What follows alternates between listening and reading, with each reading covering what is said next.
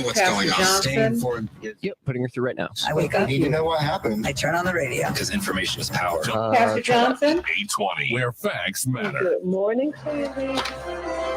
This is AP News. I'm Rita Pastor, Falway. okay, we're getting an echo. 75 people are known dead now in Florida, and a week Better? Hurricane Yes. Ian blew through. No, Many we're still getting an residents are echo. dealing with wrecked homes.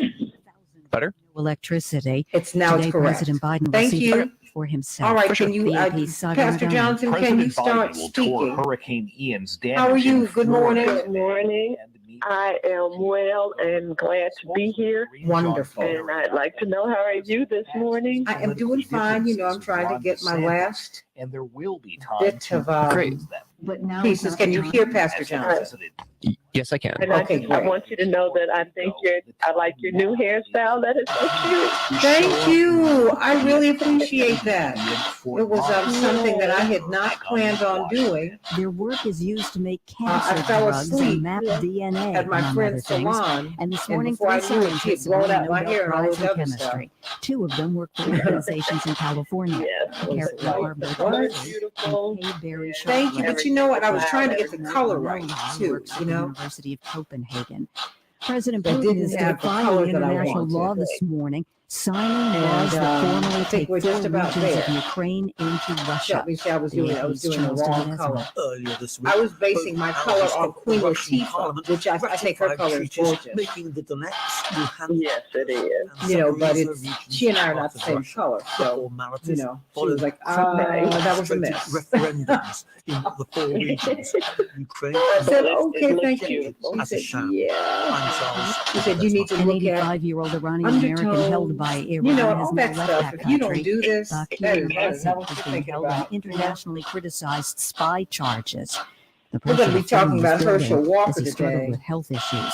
This is The AP whole thing News. makes me very sad for his family, you You know? know those labels on food that say Yeah, Best Buy I mean, I and give a don't date? support his Those candidacy. Best Buy and expiration labels may be prompting I just, consumers you know, to toss to out see his food son, that's his still son has been good. doing, Shopper has been Sharon doing a lot of Shields talking for says a while anyway. expiration and I Best just Buy think the whole labels thing on is food awful. are helpful. I think it's a good idea to have expiration I really, really do. dates, and I But, do you know, look at them and use them. But Dana My family Gunder is functions executive just a little bit director of differently. ReFed, a nonprofit dedicated to ending food waste, says the And, different labels can cause confusion for shoppers. People are Yeah. misinterpreting the I labels don't on like it. I food, don't like and they're I do not prematurely like throwing the food away see- because of that. The European Union is expected to I don't like announce to see that. revamped labeling laws by the end of the year. I There's really no don't. such similar you know, push in the United States. He is in I'm the Donna arena. Woodard. Gas is Pastor Vicky? $3.83 a Yeah. gallon today, And so there up it is, 7 but cents in a I week. still don't like to I'm see Rita it. Foley, AP News. Henry, This is 820 AM. Yes, can you give me yet CPT another minute, Rose Springs please? And streaming sure thing. Okay, at thanks so much. WCPT 820. Of course. We are Chicago's progressive talk, where facts matter. Now, your WCPT 820 Chicago traffic update. In northwest Indiana, crashes are causing delays on westbound 8094 from Kennedy Avenue to before Calumet Avenue. The right lane is blocked. Takes 24 minutes to get from the toll road to the Bishop Ford Freeway. And northbound I-65 from 73rd Avenue to 53rd Avenue, there's a collision on the right shoulder. Traffic is also heavy on northbound Klein Avenue north of 8094. Northwest of Chicago, why I have to Huntley look and at Gilbert, these we're seeing last delays few on the headlines. eastbound Adams Tollway Pastor I-90. Vicky, they have 47 to Powers dropped Road. the Right charges lane is against the blocked with a Flint vehicle water fire. officials. And on Eisenhower, traffic is heavy I down guess too. Avenue to The First feed, the Avenue. feed in my ear is really loud. Okay, Downtown you know what? Hold That's on. traffic. The Flint water officials who, the Flint officials who were, Some reason on the radio. okay, I need you to bring that down. Always felt a little bit smarter. I listen to you every single day. Okay, thank you. The Flint officials who were guilty of the water crisis, the last few charges against them have been dropped. Mercy. Oh, yeah. That's why I'm always looking like at the last minute, because you have to go to like some outlier sites Mm-hmm. and to get that information. And No justice, no peace. well, you're right. Oh. It's just ridiculous.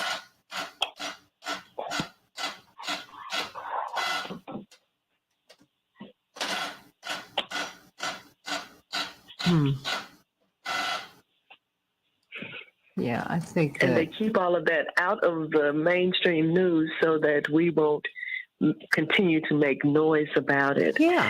But it takes justice takes a long. 2 minutes till we're live. Thank you. And when we don't give it the attention that we need to, then we don't get it. Yeah, I mean, I think what happens is just it's terrible.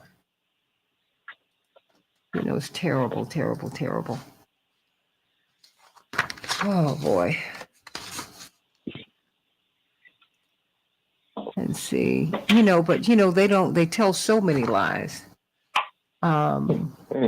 Because for example, they're not letting you know that Lula down in Brazil got 5 million more You have votes. 60, by the way. Thank you so much. Got 5 million more votes than Bolsonaro.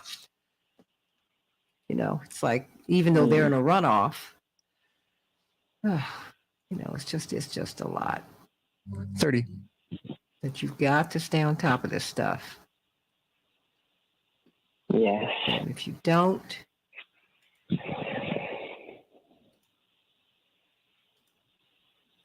so let's get to it.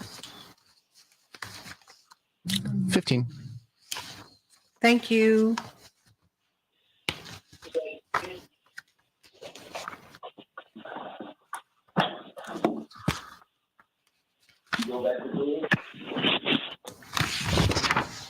We can change the world, change the world, change the world.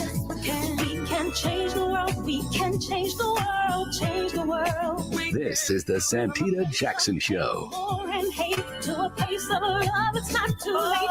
Gotta save the children, we can't wait. Let's change the world. I am breathing. Hey everybody, welcome to the Santita Jackson Show. It's Wednesday, October 5th, 2022. WCPT 820, the nation's largest progressive talk radio station, and AM 950 Radio, the voice of progressive Minnesota. Indeed, we just understand that Alec Baldwin is promoting our showing with Greg Palast next Tuesday. Everybody, please go to WCPT.com,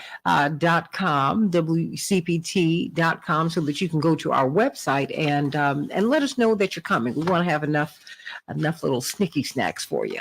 Of course, Vigilante is his film. He's looking at voter suppression. We're going to have Greg Palast there starting at 5. He's going to be signing.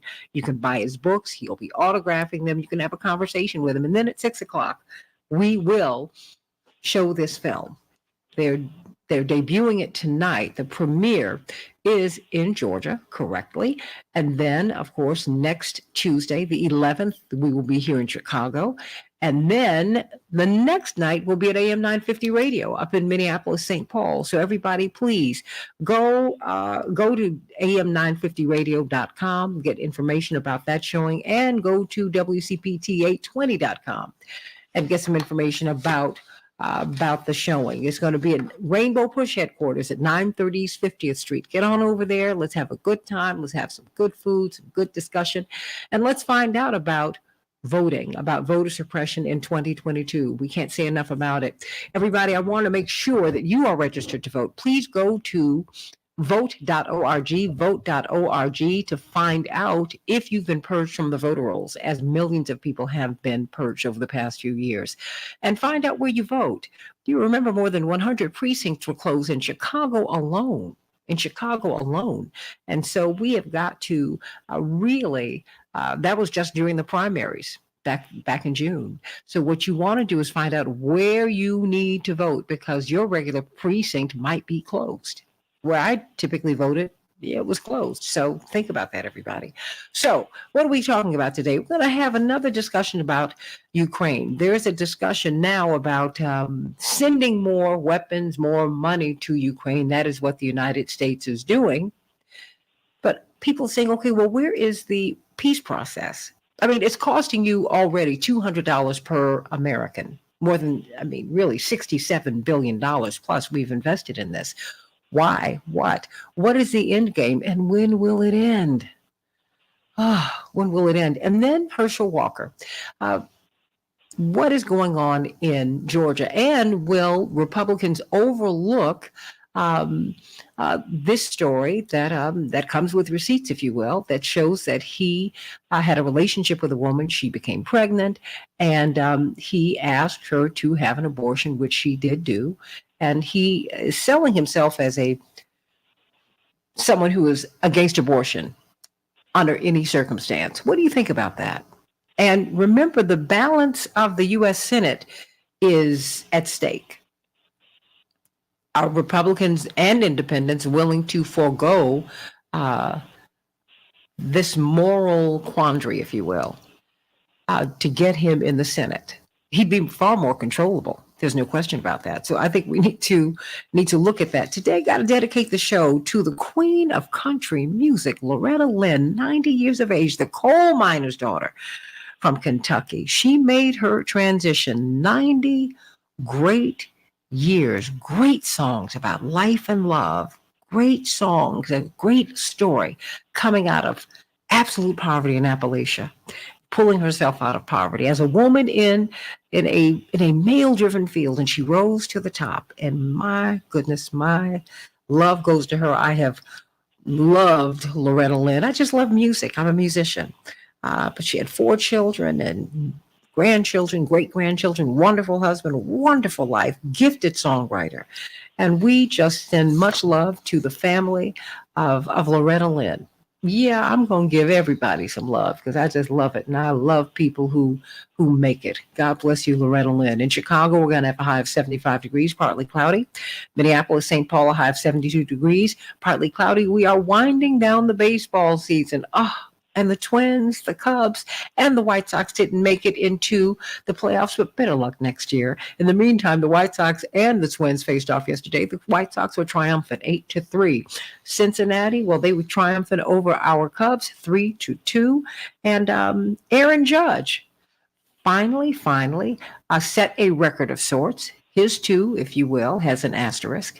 The person who holds the record for the most home runs in a season is still Barry Bonds. Everyone's talking this morning about his asterisk. No one talks about the fact that Babe Ruth took the steroid of his day. Yeah, and it was actually animal urine. Yeah. But before, Barry Bonds was taking steroids, which athletes do take, which vocal athletes, opera singers do take in order to keep these insane schedules that really stress the body. He was known as one of the greatest hitters in the history of baseball. One of the greatest hitters in the history of baseball. So Sammy Sosa, Mark McGwire, and Barry Bonds, they have asterisks by all of the joy, by their records and all of the joy that they brought us at that time in the 90s. But Barry Bonds is still the home run king. And you do remember, and Pastor Vicki Johnson, you remember this when Hank Aaron was in pursuit of the home run record held by Babe Ruth, how horribly he was treated. His daughter was a student at Fisk University, everybody. She had to be protected by the FBI and the state police and the local police. People were so cruel to her. Babe Ruth's wife was taking off on Hank Aaron. And he sought refuge with us at Operation Push then. Yes, he did. He and Ralph Garr and Dusty Baker, who were playing on the team. It was the best of times, and it was the absolute worst of times. It was so bad that when he came into town, we would meet him at the airport. You remember that, Pastor Johnson? Oh, yes, I do. And we formed a wall of protection around him because people were threatening his life. Every time he stepped to the bat, he was being threatened with having his head blown off. Every time he did it. I'll never forget that as long as I live. So all of this back and forth, I think, and Aaron Judge has a compelling story. Adopted, he said his mother, he said, I wasn't born, I was not grown in her belly, but I was grown in her heart. He's a wonderful human being, and he deserves honor for this. But do not take this honor from Barry Bonds. Don't do it. I won't let you do it. Yes. In Ukraine, Russian President Vladimir Putin has signed into law measures that claim to annex 4 Ukrainian regions into the Russian Federation. We'll be talking about that at the bottom of the hour. What is going on in Ukraine. Former President Donald Trump asked the Supreme Court on Tuesday to intervene in the dispute over the documents that were seized by the FBI from his Mar-a-Lago state this summer. In a major reversal, Elon Musk is now proposing to buy Twitter at full price after attempting to terminate this $44 billion acquisition agreement, which the company had sued him to complete. Hurricane Ian. Residents of one of Florida's barrier islands will be allowed to return to view their homes today. God bless them, for the first time since Hurricane Ian devastated the state last week. The headline is Ketanji Brown Jackson did not come to play. She asked very piercing questions on the bench yesterday.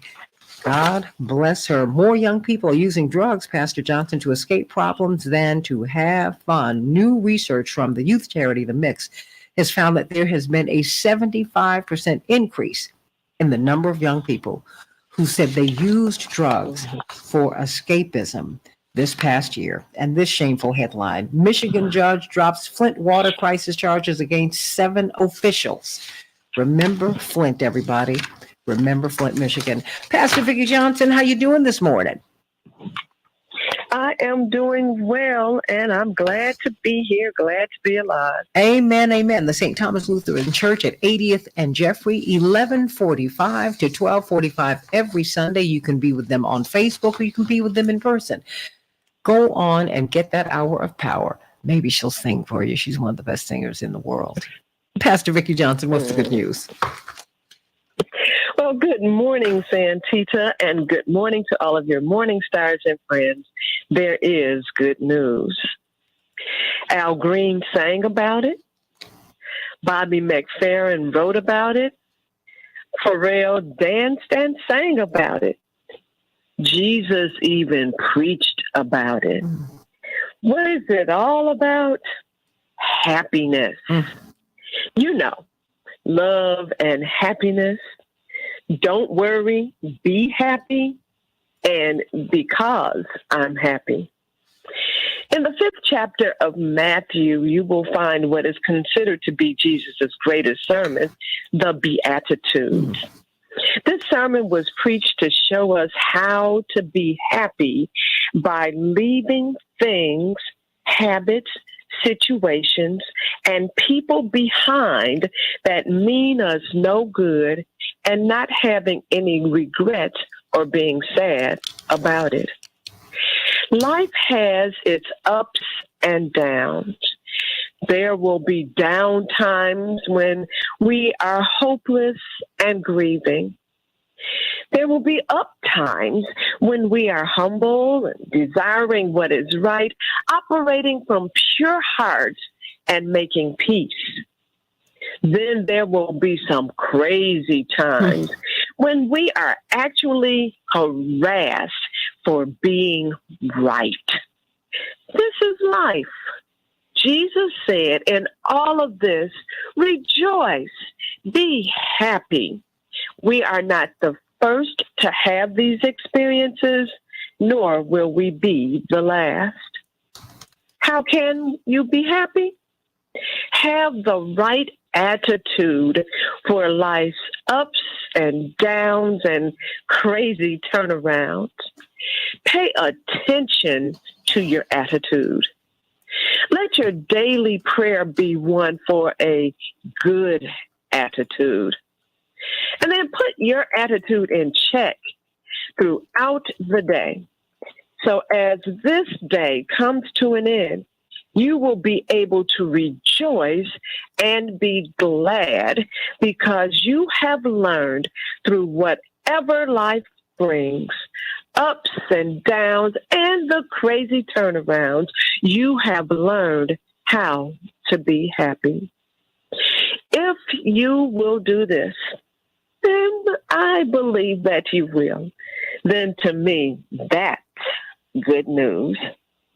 Amen, amen, amen. We don't hear enough about being happy. We talk about suffering. That's important. You got to be able to do that. Lord, don't move my mountain. Give me the strength to climb. Mm-hmm. That having been said, you know, we are supposed to be happy down here. Pastor Vicki Johnson, St. Thomas Lutheran Church in Chicago, 80th And Jeffrey, 11:45 to 12:45. It's an hour of power, and it's empowering everybody. And you can go on. You can go on Facebook. You can go in person. You know, if you want a mask, that's great. If you don't want a mask, that's great too. You'll just be put in a particular area, but everyone will be respected, and everyone, all flesh, can feel the word of God together with Pastor Vicki Johnson. Sending you so much love, Pastor Johnson. Thank you, Santita. Have a wonderful day. You too, Pastor Johnson. Everybody, of course, you've got Dr. Shanita Knighton, registered nurse, infection preventionist, research scientist, a college lecturer. She does it all, everybody. She's the executive director of the Association for Professionals in Infection Control and Epidemiology, research, practice, and innovation. It's important to get this research and practice and innovation. We need to know just really, infection prevention is something we hadn't thought about, and we're so grateful to Dr. Deborah Verholden for bringing you and your profession into our awareness, which brings me to this point today. We're seeing a surge in coronavirus infections in Europe, and they're saying, okay, U.S., you need to watch out. And then we're also seeing viral respiratory infections on the rise. Viral respiratory infections on the rise. Why is that? I mean, do people need to be, is there something we're not eating? Are our immune systems not as robust as they need to be? Are vaccines the answer? What can we do? Good morning. So, in the most non-negative way, I've been telling us since May that we are headed for a bad fall and a bad winter. And I've been expressing it simply because it's the perfect storm of us not having adequate treatment, rolling back infection prevention practices in non-healthcare settings. So in healthcare settings, masking is still occurring, screenings are still occurring, but the general public has stopped. And now what we really don't realize is that the variants that are out there, no antibody treatment, no sort of formulas that have been created for the viruses that were circulating as early as 2020, it isn't sufficient. So essentially, scientists are having to go back to the drawing board and trying to catch up with where coronaviruses are now in terms of 2022, heading into 2023.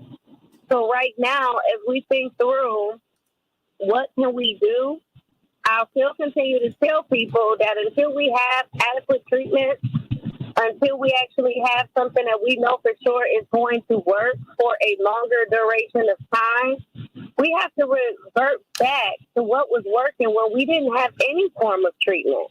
And that was basic infection prevention and control practices. So that was diligent hand washing or hand cleaning. That was making sure you were cleaning off surfaces. That was making sure you were aware of the people that were in your space and their illness status. So meaning that if somebody was coming over just to come visit, they called before they came and you made sure they wasn't around anybody exposed. So we've really let our guard down as a people from protective measures and replaced it with measures that we were still trying to see if they were going to work, opposed to putting everything all together and really saying, if I do this part, meaning if I clean my hands correctly, if I make sure I'm masking correctly, if I'm making sure that I'm keeping up with my mask practices, then essentially I'll be in much better shape than just not doing anything at all or doing selective measures, meaning, oh, I'm just going to wash my hands and not wear a mask. Or, oh, because I'm vaccinated or receive antibody treatments, I don't have to mask or clean my hands anymore. Oh, yeah, I don't mind touching that surface. We don't think about those things. But now is the most important time that as we go into a phase of where, yes, new vaccines are available for the strains that came out after the 2020 variants, or coronavirus, original COVID and its variants. But it's like now, even in the midst of those coming out, just like we're changing, the virus is constantly changing. So we're still in a situation of where it's a crapshoot as to the longevity that the that the vaccines will protect us for. So if you don't know that, but you know it'll increase your risk of protection, why not do those extra infection prevention and control measures that you know essentially are going to keep you safe? So when I specifically mention hand hygiene, I don't want to minimize that, because right now we understand that COVID loves plastic. It can live on surfaces for up to 4 days. So if you're a woman that likes to, or a man that likes to wear artificial nails, then essentially it's understanding that, yes, harmful germs can get trapped up under those fingernails and you'll have to scrub them more diligently. A common missed area is also where the thumb meets the hand. People don't wash between there. Another big offender is wearing jewelry out in public places or expensive jewelry out in public places. If you are a person that like a lot of bangles and a lot of rings, on your fingers, and you're going out in public places, you have to be conscious. Yes, COVID can live on metal. Other germs can live on metal too. You're essentially carrying those same germs on your jewelry, which very well may come in contact with your mouth or your face in general or your other personal belongings. So we just have to pay attention and understand that as the only species we are the only species that exists that primarily uses our hands for absolutely everything that we do. So we have to be more diligent with what we do with our hands before we put on the mask, even when we're opening up doors, even when we're opening up our refrigerator, even when we're going up and down rails, even if you're someone that is, disabled, that uses an assistive device, such as a wheelchair or a cane, being conscious about how you're touching those items as well and practicing hand hygiene. So this is not a matter of where we cannot overcome this. This is a matter of us understanding what basic practices have we taken for granted that we need to be more diligent about. And right now, I'm going to continue to raise awareness, raise importance of hand hygiene just in general. Amen to that. Amen to that. And just really, would you repost your video in which you show us how to wash our hands? Really, because that's very, very, very important. And now I'm seeing, now that we're relaxing everybody, and I see people not washing their hands, or using the occasional sanitizer. And hey, soap and water is always a great thing, but you got to be very careful, everybody. We have to be careful out here. Dr. Shanina Knighton. Hey, Dr. Nina. HEYDRNINA. Hey, Dr. Nina. Dr. Nina, I've got about 30 seconds. Are there any initiatives that you and your organization want us to look out for right now? I think it's more so than anything. And so if you go to apic.org/emerging diseases, then the guidance will provide guidance around monkeypox. We provide guidance around even what's happening with polio. We're creating tools for healthcare providers to be able to take care of patients.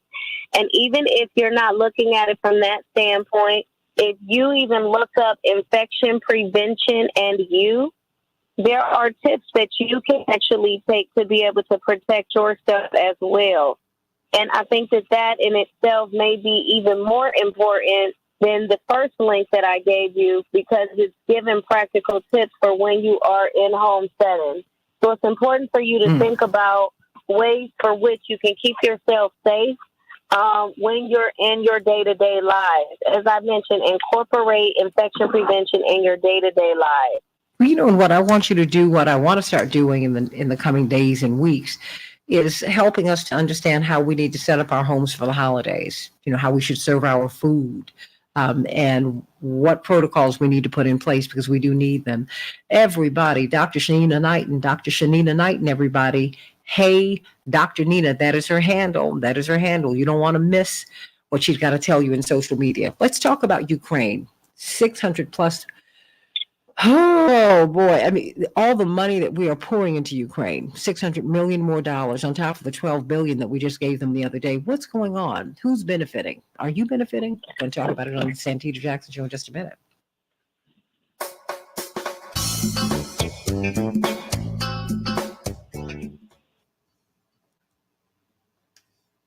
Dr. Knighton, how are you?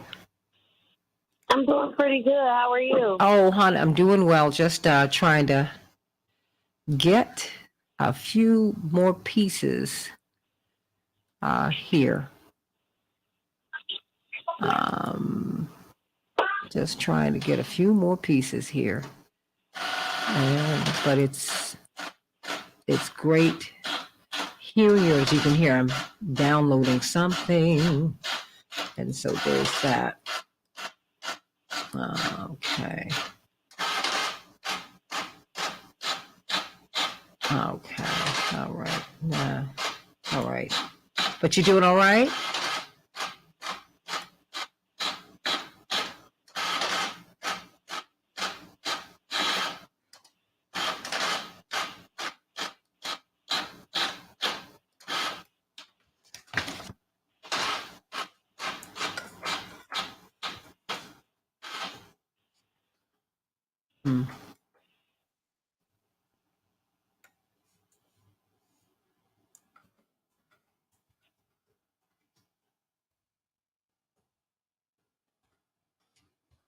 Mm-hmm.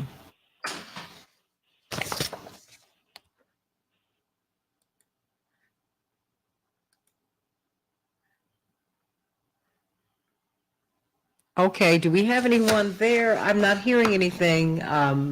Yes. Henry? I have You have Mrs. Wells? David and Bryce, and I'm getting Chaparral. Okay. All right, but I can put, try to David and keep Bryce the through radio up just a little bit so that I can. Just 9 from Montrose. Thank you so much, so I can know. Stevenson, 40 Yes. minutes in. from the Okay. Veterans Memorial. You want me to patch them through to you right now? Yes, please While I- do. Thank you so Awesome. much. 2 minutes, 95th to downtown. Eastbound Adams Tollway at Stop and Go 47 to Powers Road with a vehicle fire. And All right, they should be through now. Hi. down I-65. Dr. is picked up. Gibbs? 101st Avenue to 50. Soon to be Dr. Green. How are you? Here's the latest Chicago weather I'm doing update. good. How are you doing, State Santita? for partly sunny Great skies with high hearing temperatures your working up to voices today. 77. Lot to From talk 4th, about. mostly More cloudy, money, a slight more chance money, for a more shower, money. low of 54. As they say, From more Thursday, money, more partial money, more sunshine money. at times, a chance for some Going to scattered showers Ukraine. developing with highs It's reaching like, you know, 73. what is over in So a Ukraine? chance for Everybody's showers trying to early get on over there Friday, to do low business. 50s. Saturday, sunny, 58. Maybe I'm in the wrong line of From the work. Weatherology Weather Center, I'm meteorologist Michael Carroll. Crazy. Currently 53 degrees. But it's great hearing your voices. Great Lakes Clinical Trials is dedicated to providing Great seasonal hearing your vaccines voices to the today. adults of the Chicagoland area through medical research. If you are at least 50 years of age, in a research study, secure your vaccine appointment before overlaying the you flu on season my end. starts. Call Great Okay, Lakes just hold on Clinical one moment. Trials Henry, at I 773 well, I think he's trying to get someone else. 3500. I yeah, can sorry. What was barely that? hear you. Okay, can you, if you can bring Trials.com the radio to learn how down, you the can radio feed down participate just a in little bit research so we can today. speak to one another. Are you a parent? Thank you. Just so that I can hear the radio, I just need to make sure that you're Heard still of there. ABC? Okay, just a little. Okay, Learning program that thank you changes so the much. lives of early Awesome. Now All right. Chaparral ready to Great, go. great. One-on-one teacher, it has helped her so much. Okay. We're going to be going on in about 45 seconds, but I also have Chaparral ready Okay. to go. Okay. Thank you. I'm looking forward to having Mrs. Wells up. It's the most comprehensive early learning site on earth. I have been teaching for 13 years, and I've never seen a program like ABC Now. 30 seconds. Okay. Science, math, reading, social studies. It's just endless what they can learn on ABC Mouse. I've always had to use 20 websites, and now I can just use one. Right now, we're offering a special radio promo to try it free for a month. But you have to go to abcmouse.com/radio to claim your free month. That's abcmouse.com/radio, abcmouse.com/radio. And we're back. Okay. Hey, everybody. Welcome back. Welcome 1 back. second, sorry. Okay. Thank you. We can change the world. Apologies. I meant like we're No. about to be back. Always call me in right after the music. Okay. Right. Thanks so much. We can change the world, change the world. This is the Santita Jackson Show. And hate to a place of love, it's not too late. Gotta save the children, we can't wait. Let's change the world. Hey, everybody, welcome back to the Santita Jackson Show, AM 950 Radio, the voice of progressive Minnesota, and WCBT 820, Chicago, the nation's largest progressive talk radio station. We're very excited to be welcoming Greg Palast to Chicago. He's going to be premiering his vigilante movie about voter suppression in Georgia and around the country tonight in Atlanta, but next Tuesday at the Rainbow Push headquarters at 930 East 50th Street. He's going to be showing the movie there. We're very, very excited about it. So, and then the next night it will be he will be debuting this movie in, or should I say, at least in Minneapolis, St. Paul, with our AM 950 radio family. We're very, very excited to be hosting him. And thank you, Alec Baldwin, for giving a shout out to Chicago for beginning to push this. Hey, everybody, want you to be there at 5 o'clock. We will have Greg Palast. He will be there signing books. You can buy his books. You can get an autographed copy of his book and get the posters. But at 6 o'clock, we're going to be unveiling this documentary, which is so important. It is about all of the decisions that we're living with right now really come down to the vote. We would not have a Ketanji Brown Jackson were it not for your votes. And the reason we got all of these right-wing justices on the Supreme Court and throughout the judicial system all across the country is because of your votes or lack thereof. So think about that, everybody. 930 East 50th Street, October 11th, starting at 5 o'clock. We will have the Vigilante movie and our special guest, of course, our beloved Greg Palast. We have got Chaparral Wells with celebrations by us. Chaparral, how you doing? I'm great, Santita. We are up and working this morning. At Celebrations by Us, we are your one-stop party connection. So don't hesitate to give us a call at 708-526-4546. 708-526-4546. We can not only handle all of your food and hors d'oeuvres, but we can also handle all of your decor. So we do balloon arches, we do custom suite tables, as well as also table settings and floral arrangements. So don't hesitate to call us at 708-526-4546, 708-526-4546. We look forward to serving you. Thank you so much, Santita. All right, everybody. That's Chaparral Wells, Celebrations by Us. Let's get right to it. We've got Dr. David Gibbs, University of Illinois. University of Arizona, history professor, and of course, brilliant author. And then we have Bryce Green, Fairness and Accuracy in Reporting. We have been talking about Ukraine, the stories, the information that we're not getting. We're talking about $67 billion that Americans have given to that war effort. Do you know why? Do you know what the end game is?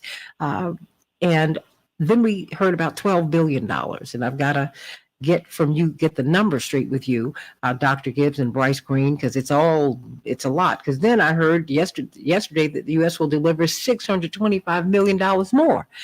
I said, wait, my head is spinning, because we've got public schools and public healthcare system that desperately need dollars, and we can't get it. We can't even get funding to get COVID testing now. Now that's going to come out. That's going to be an out-of-pocket expense for more and more Americans who cannot even afford an emergency room visit. Just got a lot going on. So let's talk with Professor David Gibbs from the University of Arizona, professor of history, and then Bryce Green, Fairness and Accuracy in Reporting. We're so glad that we got you, Dr. Gibbs, this morning. So, we're going to let you have at it. We're so glad. People were wondering, thank you. Are people messing with the feed because he's saying something that a lot of people are not hearing? So we're glad that you're with us today. What about this money? My head is spinning because I'm hearing, $67 billion we talked about yesterday that we've already poured into this war effort. Then I was hearing another $12 billion. Now I'm hearing $625 million more dollars. How much money? What's going on here? You're quite right that there's an endless supply of American and Western European aid to Ukraine on a level that exceeds the Russian military budget for the last 12 months. So this is very substantial indeed. And it's remarkable how bipartisan and how non-controversial this is. It's always very difficult to raise money for, it seems, almost anything domestic, including things like, as you noted, things like COVID testing, things that you think would be non-controversial. It's very hard to get money for that. There's never enough money for any kind of social spending, but evidently there is endless supplies of money to fund war. The difference, that's always been true. That's always been, I think, a legitimate complaint of the anti-war crowd is that you do have this extraordinary difference in the way these things are discussed. War is vital. Nothing else is vital. The difference here is that the left is completely signed on to this. None of the progressive members of Congress, including, I'm very sorry to say, Bernie Sanders, have in any way criticized any aspect of this. This is what economists call opportunity cost. If you spend money on one thing, there won't be money for something else. That's exactly what we're seeing here. This war is lowering American living standards. And, the direct expenditures are only the beginning. The U.S. sanctions against Russia have been a devastating factor in living standards, lowering living standards, contributing to inflation. And even more so in Europe, I might add, in Germany.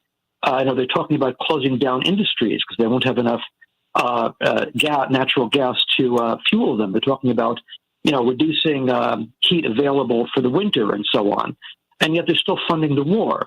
And the effects in the global south are going to be even more severe, possibly increasing hunger in really poor countries, in places like Somalia, for example. And so this is really having a very damaging effect. The war is being sold in humanitarian terms. We're helping the people of Ukraine. But the global effects of this are really quite devastating. And I wonder if people are really thinking very clearly about where this is going. And so I suspect in time, if we get that far, this war is going to become very unpopular and that eventually we'll turn it around. So I just don't think the public will put up with it after a certain point in time. Unfortunately, I don't think we're there yet. Well, you said that this is lowering our standard of living. Could you speak to that? Oh, well, we have all these, sanctions against Russia trying to block imports of oil and gas. This is more affecting Western Europe and the United States, but it's affecting the United States as well. It's affecting global inflation, and it's a significant contributing factor to inflation. The sanctions against Russia, we're paying a price for those sanctions. The Europeans are paying an even heavier price, but we're paying a price as well. And, I think that, the foreign policy establishment and the political classes on both sides of the Atlantic are almost solidly behind this. I don't think the public is so much behind this. And I think that eventually they're going to recognize there's a massive trade-off here. On the one hand, we can fight a war and achieve all the glory of war and all the greatness of war for what that's worth. On the other hand, we're going to pay for it out of our pockets quite literally and are doing so right now.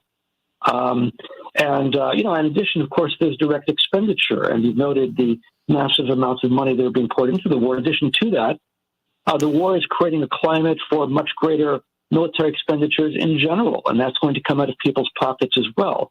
Again, if you spend money on weapons, you will not have any money. If you spend money on guns, you'll have less money for butter. That's exactly what's happening right now. We're talking with Professor David Gibbs, professor of history at the University of Arizona, we're talking about what this war in Ukraine, with Ukraine, not with Ukraine, but I guess with Russia. I mean, is this a proxy war with Russia? If so, what is the end? What's the end game here, Professor Gibbs? It's definitely a proxy war with Russia, and it's been called that. Leon Panetta, the former CIA director, called it a proxy war, and that's exactly what it is. I think, this is being cast purely as a Russian war against the people of Ukraine, which it is, and very much worthy of condemnation because the invasion clearly was illegal. There's no doubt about that. But there's a larger picture, I think, which has not received sufficient attention. This is a U.S.-NATO war against Russia. That's how the Russians see it, and I think that's how the U.S. policymaking class sees it as well. That's the purpose of this war. The U.S. goaded the Russians into invading Ukraine so they could launch a proxy war against Russia, which is what they're doing. Now, I should add, Russia probably should not have taken the bait. They should have accepted the fact that the U.S. was trying to humiliate them. And it would have been better for Russians to simply swallow the humiliation and not do the act of invasion, which is a terrible thing to do. But they did take the bait, and they did invade, and that has given the U.S. a pretext for launching a proxy war against Russia. I don't really see any off-ramp here, and no off-ramp is being proposed. This is a very striking and, frankly, very surprising thing. There's no end game here other than a total defeat of Russia and possibly regime change in Russia, the replacement of Putin with somebody compliant with American wishes. And so far as I can tell, that's based on a pure fantasy. There's nothing to support the idea you're going to get regime change in Russia. And in the unlikely event that were to happen, it's extremely unlikely it would be a nice, clean, democratic figure that would do what America wanted. The most likely outcome of this is continuing fighting, and there's a very significant risk of general nuclear war. Again, I'm very surprised at how lightly that's being taken in power circles, the risk of nuclear war. But that's a very real risk indeed. I want to make historical comparisons here. In 1956, the Soviet Union invaded Hungary. In 1968, they invaded Czechoslovakia. The U.S. did not intervene because they did not want nuclear war. They were not willing to take the risk of nuclear war in a country so close to Russia's borders. American officials have set aside this kind of caution and are perfectly willing to risk nuclear war. And I think everybody in the world should be extremely concerned about this. Bryce Green, your thoughts? I mean, the money, the casual discussion of nuclear war. I think that's one of the things that's been so galling to me, that nuclear war is just bandied about as if that's an average thing, as if it doesn't kill a lot of people, as if these clouds don't move all over the globe and impact everybody. What are we looking at now? I mean, despite calls for diplomacy, this is the headline in Common Dreams. To end war, U.S. confirms more weapons and money headed to Ukraine. Exactly. And I mean, the risk of nuclear war, it cannot be overstated. I mean, when Obama helped overthrow the Ukrainian government in 2014, which led to this whole thing, I mean, even he pumped the brakes a little bit. Even he refused to start sending weapons there. And then this is according to him, because he didn't want to start a nuclear war. He understood those risks and he refused to escalate further. Well, this changed under the Trump administration, who started sending weapons to Ukraine. And of course, the Biden administration explicitly pushed Russia to invade Ukraine by pouring even more weapons and refusing to even think about negotiations. And so now you're in a situation where the risk of nuclear war is being talked about. The Western press is really they're not blind to the fact that there's a potential for nuclear war. They just think that it'll be limited, or that maybe Putin's bluffing, and or maybe a nuclear war isn't even is survivable. I've seen mainstream commentators, they started promoting that new study that said that only 5 billion people would die in a nuclear war, and so therefore it's an acceptable risk. This is insane. This is pure insanity. And like Dr. Gibbs said, there is no off-ramp. Zelensky just signed the decree announcing that there is going to be no negotiation with Russia. And something that's been lost in the media is that for the first couple months of the war, the Russians and Ukrainians were actually negotiating. This was all put to a stop in early April after Boris Johnson went and visited and told Zelensky to stop, and that the West wasn't ready to negotiate with Russia, that the West wanted to achieve their goals of weakening Russia. And as far as the end game goes, weakening Russia seems to be the only thing on these people's radars. I'm sure some of them do seriously believe that regime change in Russia could lead to better strategic outcomes for the U.S. But again, this is fantasy. That's not going to happen. And so what we're left is a rising level of escalation, and there's no real adults in the room to say, maybe we should stop. Maybe we should offer Russia a way to save face. Maybe we should stop encouraging Ukraine to make such bellicose statements. Maybe we should stop pouring weapons into a war zone, and maybe we should start negotiating. But there are no voices in the mainstream media who are saying this. In fact, even among progressives, traditionally the anti-war faction of American politics, there's full-throated support for the war. Not one progressive member of Congress has come out and said that they're opposed to these massive weapons packages, that we should be negotiating instead. And so when you have no adults in the room, things are bound to rise to a fever pitch until the worst happens. And frankly, terrifyingly, I don't see any forces that are powerful enough in our country that are even stopping, that are even questioning it. And so what we're left is with a dangerous situation that could end up threatening all of humanity. And I know it sounds hyperbolic to say that, but it's true. A nuclear war is a disaster, is the disaster, and it should be avoided at all costs. John Cunningham says, the money is keeping Russia at bay. Our military involved hands action, troops, etc. Bittersweet. Keeping Russia at bay, is that something we need to do, Dr. Gibbs?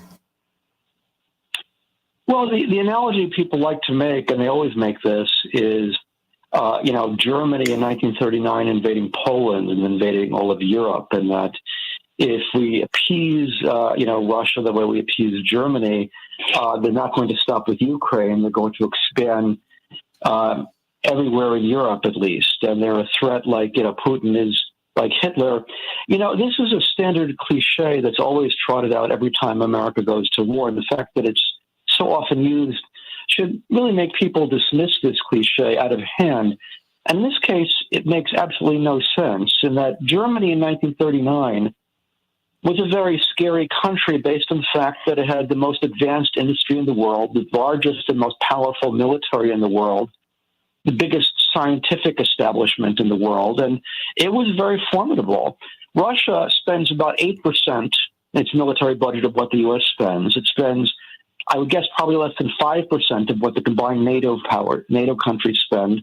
So it's a fairly small country outside of nuclear.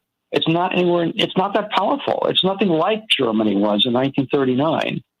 And I think there's some sort of self-contradictory thinking here. On the one hand, people are gloating that the Russian army can't even subdue Ukraine. It's an empty shell, as Noam Chomsky said. On the other hand, they're saying it's going to go and conquer Europe the way Hitler conquered Europe. It makes absolutely no sense at all. It defies ordinary logic. And so I think that's, the basic analogy here is just doesn't make any sense. I think a much closer analogy, if you want to make historical analogies, is the Soviet invasion of Afghanistan in 1979. And that basically in 1979, the Soviets invaded Afghanistan. It was presented, as this was, as not only an outrageous invasion, but a sort of general Soviet effort to gain control of the whole Middle East. We now know the historical documents have become available. Both U.S. and Soviet documents have become available. Not only do they show the Soviets never intended to go any further than Afghanistan, they did it purely for defensive reasons because it was on their borders and they were worried about border security. But they show something else that's very disturbing, which is the U.S. clearly and deliberately provoked them and goaded them into invading. Zbigniew Brzezinski boasted repeatedly that he had provoked the invasion and did it with intent. At the time of the invasion, when he was the invasion took place and he was notified of it, he pumped his fist in the air and said, "They've taken our bait." And this was later reported by General Thomas Odom, who was the military advisor to Brzezinski.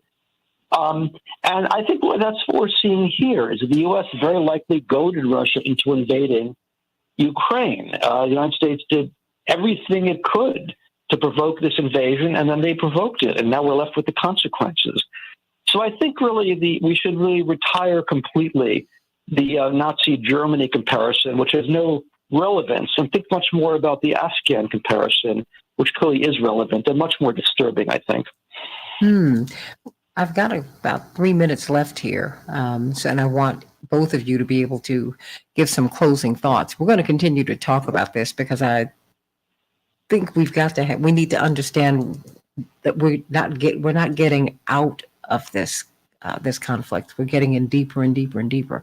And I don't know if we know that what we're really getting into, Bryce Green. What do we need to know as we're looking at corporate media give us a certain set of messages that just aren't lining up? I mean, no one's talking about how much this is costing Americans, and Americans are struggling, Bryce. I mean, we're looking at a recession in which they project that hundreds of thousands, if not millions of Americans will lose their jobs while paying for this. Right. Well, with any federal program that might spend money to help poor people or spend money to fix a broken system, you'll always see people in the media, in Congress, ask, how are you going to pay for it? Even if it's something paltry, like $1 billion to fund food stamps or some money to keep school lunch free for kids. Everyone's asking, this is too expensive. How are we going to pay for it? But notice that in the corporate media, no one is asking that about this massive amount of Ukraine aid, of weapons to Ukraine. And I mean, you can see it in how much money we spent.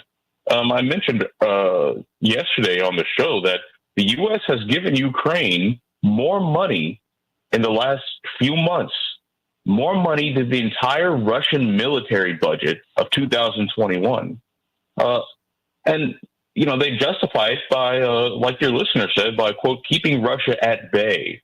Well, you know what would keep Russia at bay? A negotiated settlement.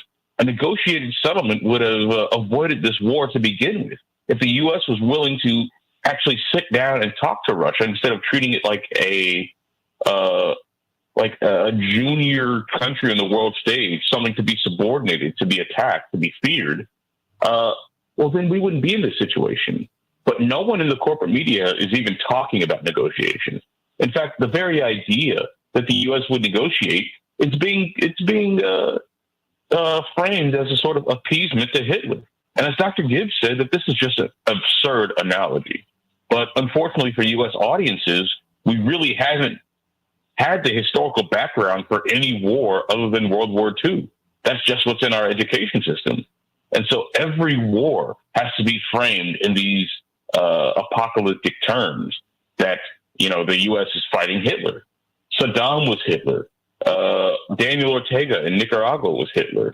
Bashar al-Assad was Hitler. I mean, the list goes on. At some point, the American people need to wake up to the fact that their media is not designed to inform them about the facts of the day so that they can make rational decisions about their country's actions. It's designed to reinforce the idea that the U.S. is the city upon a hill, that the U.S. is saving the world, it's the world's policeman, and only the U.S. Can defend the quote-unquote rules-based world order. But this is all fiction. I mean, even a cursory glance at the history of the last 20 years shows that that's pure fiction. But the American media won't acknowledge it, and the American people are being misled. And we now have a new enemy. I've got about 30. Dr. Gibbs, I'm going to have you guys back on. All right. I suppose that the closing thought is that Elon Musk is somebody I'm not a big fan of, and I don't endorse him in general, but he did come up with, struck me as a reasonable and productive peace plan. And, it's something that should be considered rather than being denounced as he's being denounced. And I think we need more productive thinking on this about how to get out of this war rather than how to fuel it and how to escalate it. How to end the war needs to be the major concern of the world right now. And I think we need a complete change of tone toward negotiation towards ending the war. And I'll leave it at that. No, it's a lot. And don't, you will be back on the show because I think that we need to, I'm sorry, Dr. Gibbs, 30 seconds. Good. Thank you. I'd be happy to be back. Oh, no, you got to come back. You got to come back because we have to expand this conversation, everybody. This is costing us money. Each one of you, it's costing you money. And yet you can't get COVID testing. You're going to have to come out of pocket for that. Your kids can't get fed in these schools. The schools don't have enough books. We are not public. You ought to be able to have access to the internet. That should be a public utility. It's not. These are the things that we need to be looking at. Let's talk about Herschel Walker. What's going to happen? Central to the Georgia race, that is holding on to the U.S. Senate. So I'm just saying, what do you think about what's happening with him right now? Back in just a minute.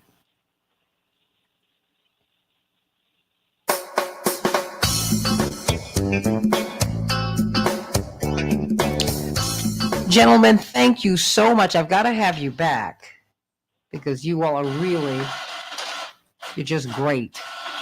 Thank you so much for being with us today. Oh, happy to do it. Oh, you got to come back because we have to get, people need to know just what is going on out here. We really, really do. So I just want to thank you for being with us today. I'm going to let you go so we have limited phone lines. I wish you all were in Chicago so I could see you. I do. I'll be there soon enough. Oh, well, really? Enough. Let me know when you're coming, please. Yeah, I'm definitely going to be down sometime in the next couple months. Fall break, I might make it up. Oh, you got to come on. I wish you could be here next week as we bring in. We're not bringing him in, but we certainly are supporting an event with Greg Palast. So that's going to be great. I don't know if I can make it next weekend, but that would be a great event to go to. I'm a huge fan of Palast's work, and he's done excellent documentaries. Oh yeah, well he has a new one, and so we're going to be debuting that, and I'm very, very excited that that we're going to be doing, and we're going to do it at the Rainbow Push headquarters. So it'll be, have a little bit of food, have a little bit of fun, and have a lot of discussion about about the voter suppression that is ongoing. Well, I hope that event goes well. Yeah. I have to get ready for class. Well, thank you so much. I just want to thank you for all of your support, but I can't wait to have you back on the show to talk about this because we are going to be doing that. We are going to. Thank you, Santita. Yeah, and you take it easy. Hey, you too. You'll be hearing from me.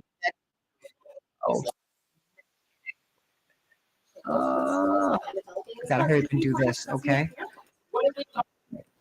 All right, that's me. I'm trying to pull down another story. Hello. Okay. Let me turn that. Let me get that. All right. Okay. Thank you, Bryce. Thank you. Love you. Oh, thank you, sweetie. Have a great day.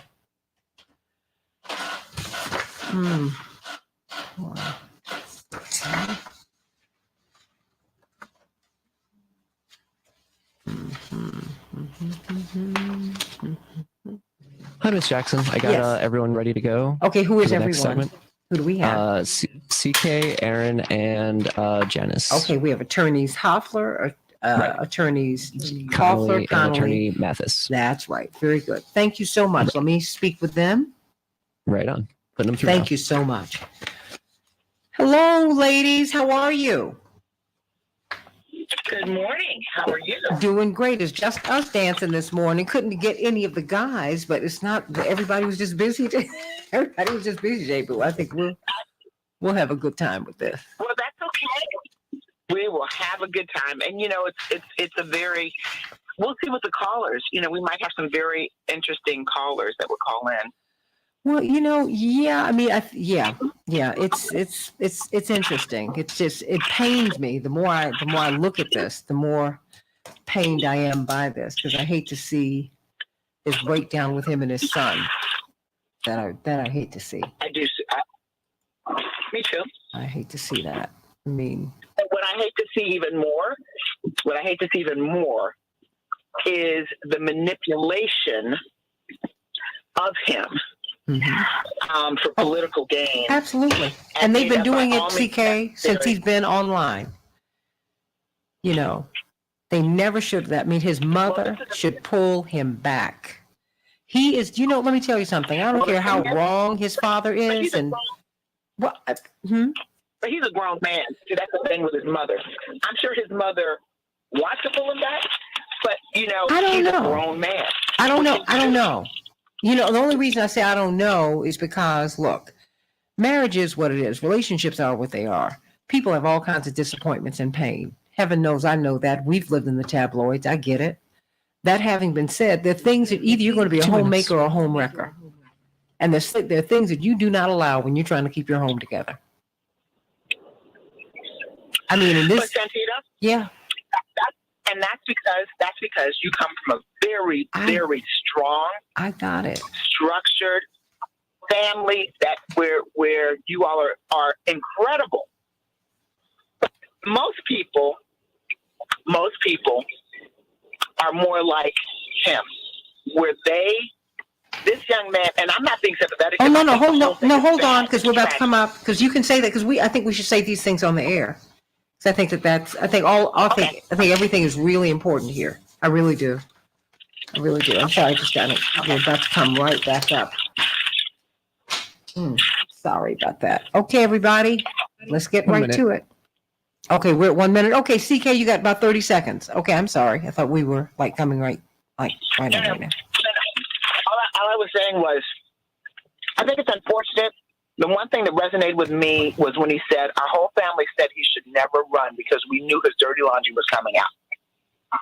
Yeah. I see both sides of it, but what I hate is that there's so much manipulation on all sides, and that this family and that this child is feeling the need, whether he's being manipulated or not, to say these things and playing himself out publicly. It's an embarrassment. It's sad. It's tragic. It's awful. Herschel Walker is tragic. But he knew this, and he was still supporting his father. This is compounded tragic. See, because he's contradicting himself. We knew he had this dirty laundry, and yet he was supporting his father. But now that he's embarrassed, 15. It's like, stop. Just stop. Because you know what? The person who's going to be hurt. It's all bad. Yeah, it's all bad. And the person who's going to be hurt the most it will be him. Okay, I'm hearing something in the background, everybody. Okay, stand by. Change the world, change the world.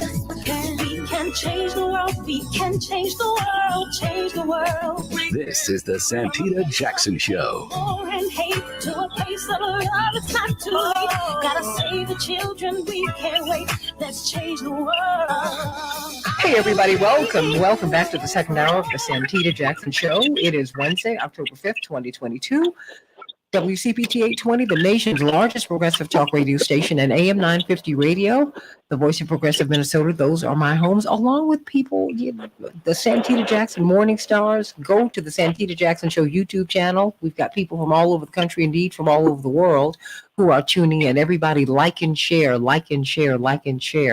the show today as we talk about Herschel Walker and why everyone's focusing on Georgia. The belief is that Georgia holds the keys to the kingdom for the Republican Party. That is to say, they need that Georgia seat to become the majority in the U.S. Senate again. Well, what's going to happen now with these revelations about Herschel Walker and his personal life? He has been adamantly anti-abortion in any instance. And yet we find, according to this investigation by the Daily Beast, that he requested and paid for an abortion for his girlfriend or a lady friend. So what do you think about that? What's more important, what he says or what he does? I mean, come on, let's be human.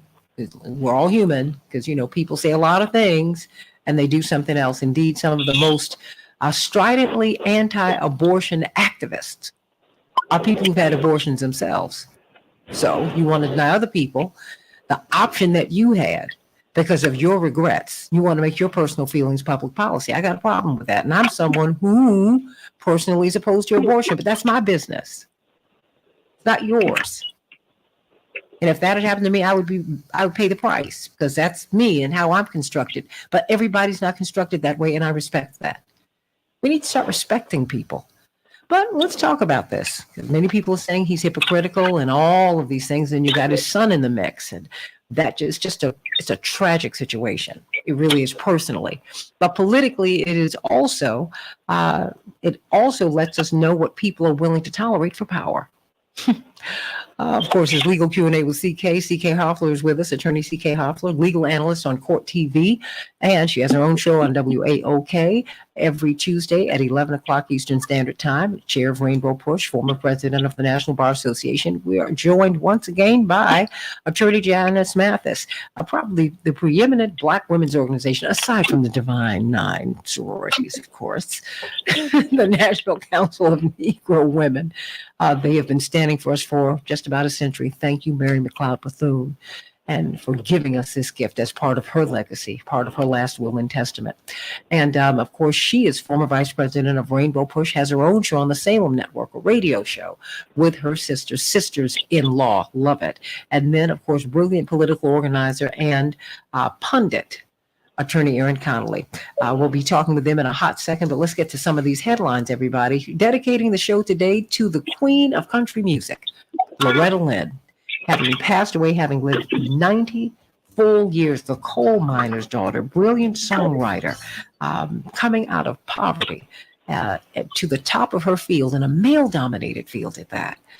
God bless you, Loretta Lynn, and thank you for all of the wonderful music and this tremendous music and family legacy that you have left with us after 90 years of living. Chicago will have a high of 75 degrees, partly cloudy. Minneapolis, St. Paul, 72 degrees, partly cloudy. Major League Baseball, well, Chicago and Minneapolis faced off yesterday, and the White Sox were triumphant, 8-3 over the Twins as we're beginning to close out the baseball season. Cincinnati, 3-2 over the Cubs.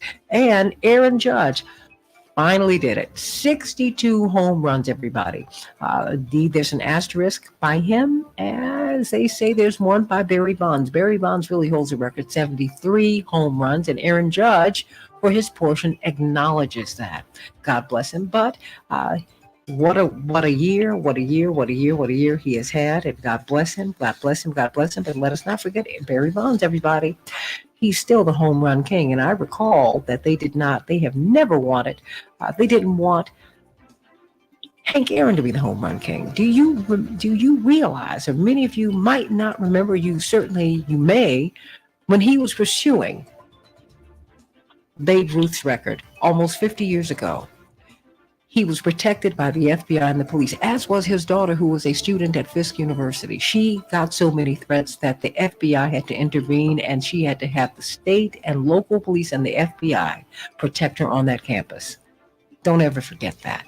Don't ever forget that. Every time Henry Aaron stepped at bat, he was under the threat of death. Don't ever forget that. Don't ever forget that. In Ukraine, Russian President Vladimir Putin has signed into law measures that claim to annex 4 Ukrainian regions into the Russian Federation in violation of international law. Western leaders have said that the claimed annexations are the result of a sham referendum. We will see how that all plays out. Former President Donald Trump asked the Supreme Court on Tuesday to intervene in the dispute over the documents that were seized by the FBI from his Mar-a-Lago estate this summer. He specifically asked the court to ensure that more than 100 documents marked as classified are part of the special master's review. In a major reversal, Elon Musk is now proposing to buy Twitter at full price after attempting to terminate his $44 billion bid. Residents of one of the Florida barrier islands will be allowed to return to view their homes for the first time since Hurricane Ian devastated the state and their homes last week. Hurricane Ian wiped out a portion of the causeway connecting Sanibel Island to the mainland, setting the stage for days of evacuations by air and sea. As crews searched for people who were stranded, crews have evacuated approximately 1,000 people from Sanibel Island, and more than 100 people already have died as a result, everybody. Ketanji Brown Jackson, that is the headline. She did not come to play. She asked piercing questions in opening arguments for the Supreme Court yesterday. Absolutely shameful. That is the headline in Common Dreams. There's a Michigan judge who dropped the Flint water crisis charges against 7 officials felony criminal charges against 7 former officials in connection with the 2014 Flint crisis. And those are some of the headlines today. Everybody, we've been talking about financial freedom, and we're serious about that. If you're using your debit card, you shouldn't be. You need to have a credit card, but you say, I don't have the credit. Well, if you call Team Hochberg, you can come up with a plan so that you can get a credit card and move off of that debit card. What about a bankruptcy? What about building up your credit? What about rebuilding your credit? What about getting a plan so that you can purchase a home? What about refinancing your existing home? Have you heard of reverse mortgage? What about these financial products that can really help to give you more financial security? Call Team Hochberg. They will help you, everybody. Call them at 855-56-DAVID, 855-56-DAVID, or visit them at 56david.com, 56david.com. Now, let me tell you what's going to happen. You're going to get a free consultation. Do yourself a favor, tell them everything, because they're going to have to look at your records. And when they do, they're not going to be shocked. Everybody's been through something, and a lot of people are really dealing with a lot for a whole lot of reasons. It doesn't matter. You can get up out of the hole. Let them help you do it. That's what David, another David, who posted a 5-star Google review, did. He said his wife and he made good money, but they had more than $40,000 in credit card debt. So they called Team Hochberg and they worked with Team Hochberg. They paid off $45,000 in credit card debt. Do not negotiate with these credit card companies by yourself. Let Team Hochberg do it, everybody.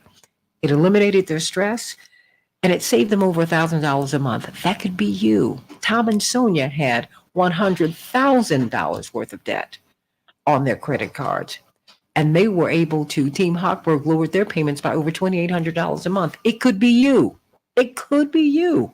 Call them at 855-56-DAVID, 855-56-DAVID, 855-56-DAVID, or go to 56david.com. I want you to be free, everybody. Oh, what about midterms? Talk about the October surprise, legal Q&A with CK. We got one.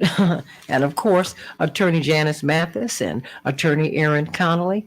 Boy, pro-life Herschel Walker, who is against abortion under any circumstance, rape, incest, you name it. He says absolutely not. Well, a woman who was asked not to be identified the Daily Beast had launched an investigation, and they have shielded her identity out of privacy concerns. She does not want to be identified. And she said that she and Herschel Walker conceived a child while they were dating in 2009, and he urged her to get an abortion. And he reimbursed her for the procedure and sent her a get well soon card. There you have it. She said she ballparked she estimated what the abortion would cost. So the check that he sent her was $125 over what the abortion actually cost. But she has a friend who corroborated her story. So what do you think about this, everybody?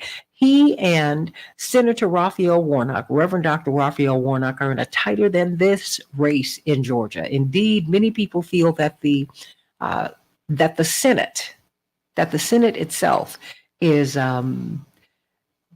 it's going to come down to Georgia. So what do you think about that? Call us at 773-763-9278, 773-763-9278. And into the mix steps his son, who has become a very powerful, or should I say a very high profile conservative influencer on social media. And this young man has said, he has stepped up his attacks against his father. He said, I've stayed silent for nearly 2 years as my whole life has been lied about publicly. Christian Walker wrote in his first video tweet, I did one campaign event, he said, his emphasis. Then I said I didn't want involvement. I stayed silent as the atrocities committed against my mom were downplayed. I stayed silent when it came out that my father, Herschel Walker, had all these random kids across the country, none of whom he raised. Wow. Herschel Walker's ex-wife, for her portion, said that he held a gun to her head and threatened to blow her brains out. He is someone who it has been acknowledged that he is also, he struggles with mental health issues, not making excuses, just trying to put everything out there, everybody. And for me personally, I have to tell you, it's a very tragic situation. I hate to see families fight. I hate to see families come apart, whether the marriage was able to stay together or whether the marriage came apart. It breaks my heart.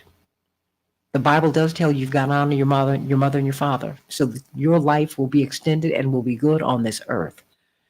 And it is hurtful to see people take the bait, so that people now will be looking on Christian Walker's social media and they'll be following him. It's awful. It's just awful. But it would be an awful thing if Herschel Walker becomes the senator from the great state of Georgia. Only heaven knows what someone so compromised and with such values that are really not helpful to anyone except the oligarchs, C.K. Hoffler. It is just an awful thing. It's just awful, but it is an October surprise. And yet, Herschel Walker could still win, CK. He could. Because some people are saying, look, I got to keep this seat. We got to get this seat back in Georgia. We have got to make Mitch McConnell the majority leader. What say you? Santita, what I say is this is a hot mess. I just, as a lawyer, so part of what I'm going to say has nothing to do with me being a lawyer. But I'm always reminded that I'm a lawyer 24/7. Even when I leave my office, when I go to my office early, when I'm at a social event, I'm always a lawyer because that's my training. But part of what I'm going to say has much less to do with legal issues and much more to do with my personal opinion on issues. From a legal standpoint, I frame the issue this way. We have a hotly contested senatorial election here in Georgia where everything really is on the ballot, whether it's listed on the ballot or not. Central to that is the overturning of Roe versus Wade. As predicted, when Roe versus Wade was overturned, that was going to be on the ballot during the midterm elections. And in Georgia, which is much like the Bible Belt, Georgia is like the Bible Belt for many who live here. This is front center. It's front center in the gubernatorial race, and it's front center in the Senate race. Herschel Walker, and I have to really be clear, Herschel Walker, in my personal opinion, this is my personal opinion, is completely unfit to be a senator from the great state of Georgia. He's completely unfit. He doesn't have the temperament to serve. Look, we don't want to take away any of the magnificent things he's done. He's a magnificent football player. He may have done some philanthropy. I don't know. But to be a U.S. Senator, I believe there's a lot that you must bring to the table. Let's put aside Raphael Warnock, but a lot that you must bring to the table, and he simply doesn't have it. From temperament, he doesn't have the appropriate temperament. And look, I understand politics, and a lot of times people do bend the truth. But when you flat out lie, that's a little bit more than bending the truth. And he is flat out lying about certain things. I'm not even talking about the latest scandal. I'm saying in general, his record, his graduation, where he worked, what he did, who he supported. He has a deplorable record in terms of domestic violence. But wait, CK, look, before you go any further, all of this was known when he announced. How was he able to get 80% of the Republican vote? How is he able to be almost in a dead heat? I mean, we don't know who's going to win in November, in the next 5 weeks. We really don't. How is he able to be a contender? He's a contender because of the money behind him, because the entire party is banking on him winning. The Republican Party, they are stopping at nothing by any means necessary, in my opinion, to ensure his victory.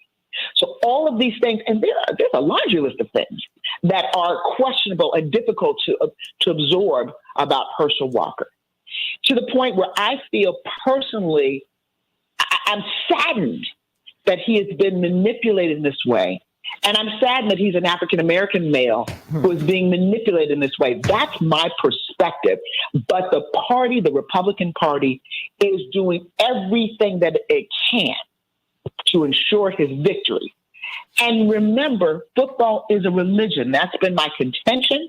I'm in it with my family. Football is a religion in this country.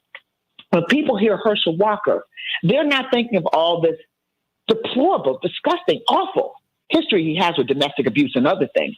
They're watching him run down that football field, doing the things and promoting that religion, that $1 trillion industry. That's how people perceive it, Herschel Walker.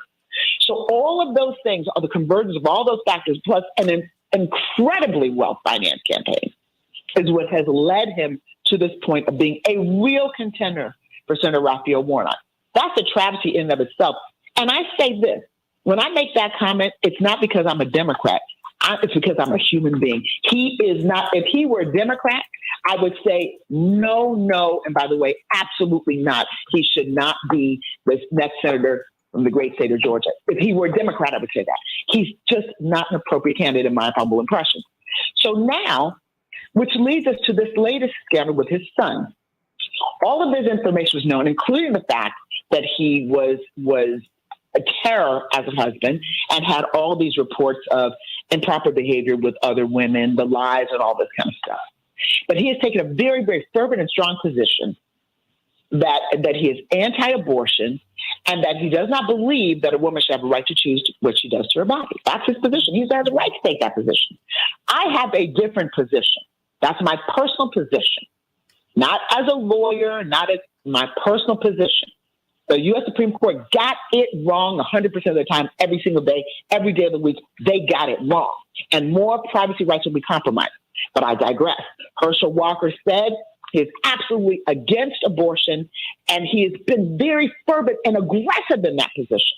He's also been very fervent and aggressive in his position to condemn Black fathers who do not take care of their children. Oh, let's be clear. He has made that point. He has talked about that point. He has made it central to his campaign. So with these two pillars of his campaign, anti-abortion, condemning Black fathers who don't take care of their children, he is the number one person who has violated everything that he says his campaign stands for, evidently. And that's what the allegation is. I haven't seen the evidence myself, so it's an allegation, but I believe it to be true. He financed an abortion. So what we're seeing is, which is the case, like you said, Santita, with a lot of people who are anti-abortion. They're anti-abortion until they need to get an abortion, until they need their loved ones to get an abortion, because someone close to them needs an abortion. Then they are just sort of overlook the hypocrisy of their position. For me, it's not about whether you're pro or against abortion. It's a woman's right to choose what happens to her body. That's the issue for me. Well, you know That's what? the issue. And you know what? And I can deal with an evolution on it, okay? Because people, you know, you can evolve in your thinking and in your feelings. I appreciate that. But I don't make my personal feelings public policy. Not like that. I mean, Absolutely. And then you're not running for U.S. Senate in the United States. He's running hotly contested seat, came out of nowhere, and he's running. So you have got to withstand the scrutiny. They've called Senator Raphael Warnock everything but a child of the devil. So he's withstood the scrutiny. He served as a U.S. Senator, and he's up for re-election. Herschel Walker, too, has to look at his past, has to be accountable for his past, because he is going to be representing Georgia. I do not, as a Georgian, I do not want him to represent me in Congress. So that's my personal view. I take exception to him being critical of Black fathers when he himself has been less than an exemplary father. Don't put out there something that you can be criticized about. And that's what he's done. That is what I take exception to. So he has got to pay the price for how he has put himself out there, how he's allowed himself to be manipulated by political machinery, because that's what this is, when by any means necessary. I do believe if there's one issue that's going to cause people to think twice about him, or three times, it's going to be this issue relative to a woman's right to decide what happens to her body. Because, see, even though we're in the Bible Belt here in Georgia, and even though the law in Georgia is that you will suffer severe consequences, and abortion is outlawed, it's illegal in Georgia, doctors will suffer the consequences. They have a very rigid law here in Georgia. This state is divided. Those are lawmakers doing that. But you know what's? I tell you, as we go to break, even with all of that, Republicans, for the most part, are standing beside this man solidly. It just shows you the hypocrisy in all of it, but it also shows you the price that people are willing to pay for power. This is not principle based. None of this is based in principle. Everybody, people are just power hungry. That's all there is to it. These folks do not care about saving babies. You're not pro-life if you don't believe in prenatal health care. If you don't believe in preschool, if you don't believe in educating our children academically and vocationally, you are not pro-life. If you don't want to feed somebody, if you don't want to clothe somebody, if you don't want to house somebody. So do not talk to me about being pro-life. You're just anti-abortion, and it's about control. That's all it is. Thank you, Janet Jackson. It's just about control. That's all. That's all. You're not serious. Not serious. Okay, CK, we're going to be talking with you and Attorney Janice Mathis and Aaron Connolly and you, 773-763-9278. Back in just a minute.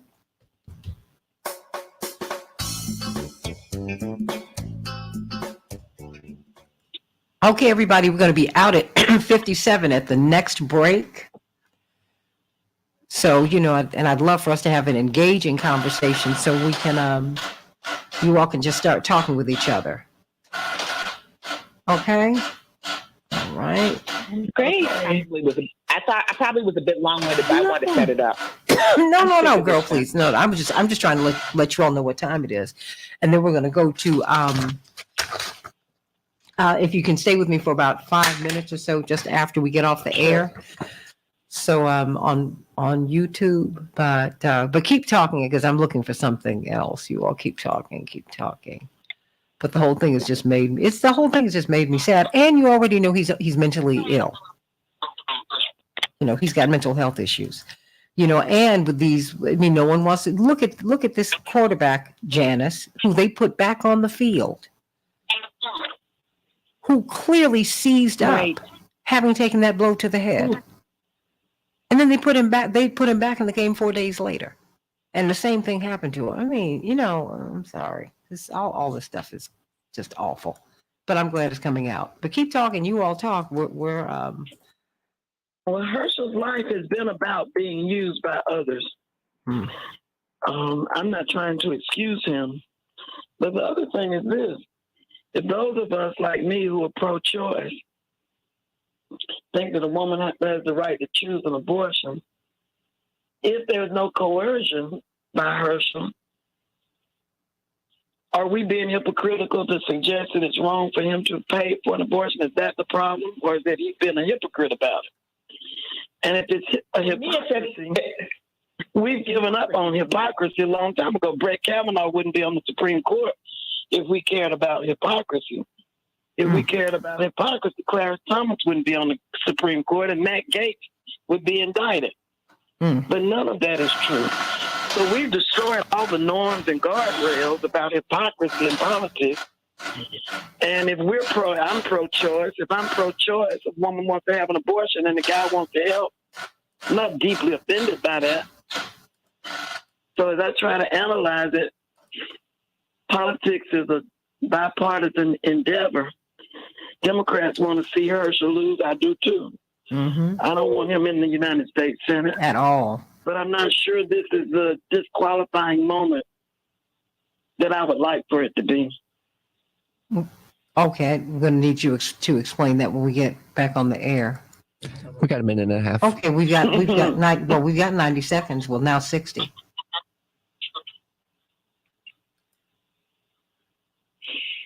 I don't know if this is a disqualifying moment, Janice, but I do think nothing else has impacted his numbers. But I do think this might, because I do think that women, 1 minute, hypocrisy so much, but that when on the ballot is this whole reversal of Roe versus Wade. And I'm pro-choice. My point, CK, is who are we to criticize it? If we who are pro-choice criticize the guy for helping to pay for an abortion, what does that make us?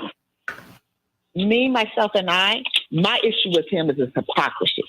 Now, people may have given up on that. But we surrendered hypocrisy a long time ago. 30 seconds.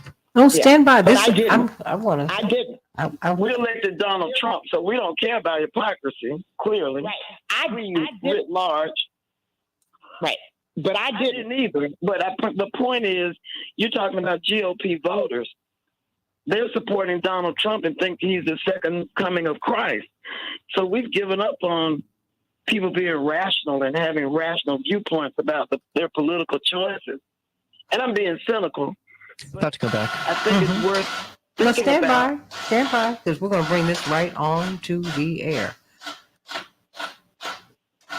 We can change the world, change the world, change the world. We can change the world, we can change the world, change the world. This is the Santita Jackson Show. To a place of love, it's not too late. Gotta save the children, we can't wait. Let's change the world. I am breathing. Hey, everybody, welcome back to the Santita Jackson Show. Yes, you hear my copier in the background. And I'm always looking for stuff, always looking, just trying to make sure that I know what I'm talking about. And of course, legal Q&A with CK. Of course, CK Hoffler, attorney CK Hoffler, brilliant attorney who is legal analyst on Court TV, has her own show on WAOK every Tuesday at 11 o'clock Eastern Standard Time. And she's shooting a pilot for a television show. We're so excited about that, and still practicing law. And chair of Rainbow Push.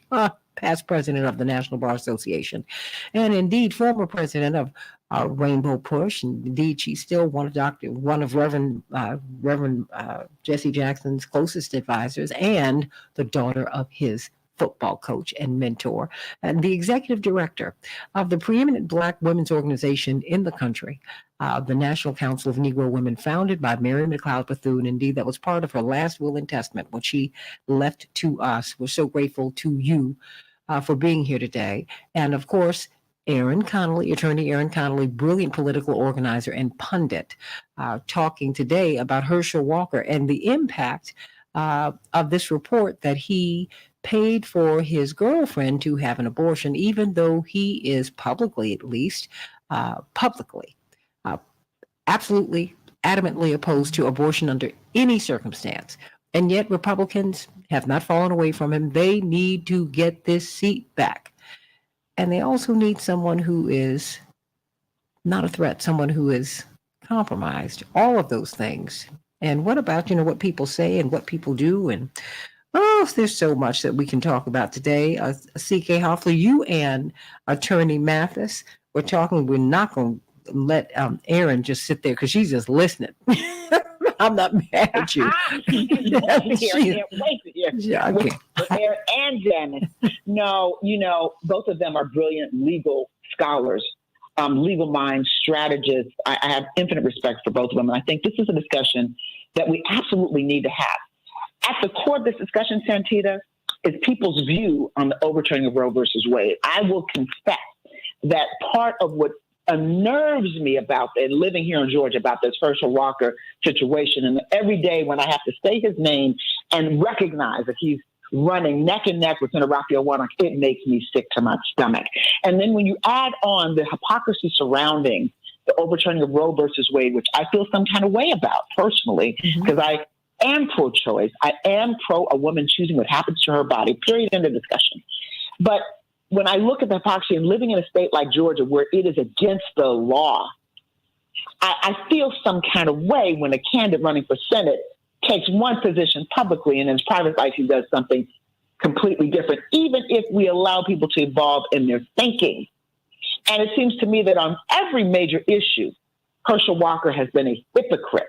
But put all that aside, he's just not fit to be a U.S. senator. I don't care what party affiliation he has. And the money behind him is not going to stop. They're trying to figure out how they can get around the fact that his own son has called him almost Satan. And so they're trying to figure out a way of demonizing his son, which I don't like, because that's his child, of demonizing his son, discrediting his son, so whatever his son says means nothing. They are merely puppets and a pawn in a very, very unfortunate and sad political scene here in Georgia. It's very sad, very sad. Well, let's go to you, Janice. What do you think? You were saying during the break while we were on Facebook Live and on my YouTube channel, the Santita Jackson Show, you said we gave up the ghost on hypocrisy a long time ago because people are saying that he's a hypocrite. Yeah, I do think that. I think that it is rich for those of us who are pro-choice. And let me say this. Herschel Walker has no business in the United States Senate. He is probably the least qualified senator, if he gets elected, that has ever gone to the United States Senate. It is a complex organization with myriad rules he will never understand. He doesn't have the intellectual capacity to keep up with his peers. He won't be able to attract qualified staff. It will be a disaster if he is elected to the United States Senate. Having said that, as a pro-choice woman, I look at the objective fact: a woman is pregnant. She and the man who impregnated her decide that she should have an abortion that he pays for. That doesn't disturb me as a matter of moral ethics. That doesn't disturb me as an issue of morality. So what is disturbing about it? The hypocrisy. And I simply point out that whether you're talking about Brett Kavanaugh on the Supreme Court or Clarence Thomas on the Supreme Court, or let's be bipartisan, Bill Clinton in the White House, or Matt Gaetz, who's accused of having sex with an underage woman, we have given up on sexual impropriety and hypocrisy in the area of sexual relations as a disqualifier for public office. Apparently, we don't believe that anymore. And I'm particularly thinking about, not so much about Democrats, but those Republicans in Georgia who see any opportunity to defeat a Democrat who is progressive as worth whatever price has to be paid for it.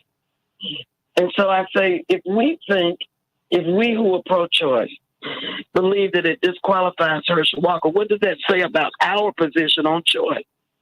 If a woman has the right to choose an abortion, the law in Georgia now makes it a crime for doctors and medical professionals to assist a woman. So is that where we want to go with this? Is that not hypocritical as well? To say, yeah, we think a woman ought to have an abortion, but not if the guy who is unqualified for the United States Senate pays for it. That's a little duplicitous. And I also wonder, when did he become pro-choice? Did he anti-choice? Did he conveniently start to oppose all abortion last year or year before last or sometime after 2009? The question of evolution. Girl, he's just running Barack his Obama mouth. evolved on. You know, everybody's anti-abortion until they get faced with the choice.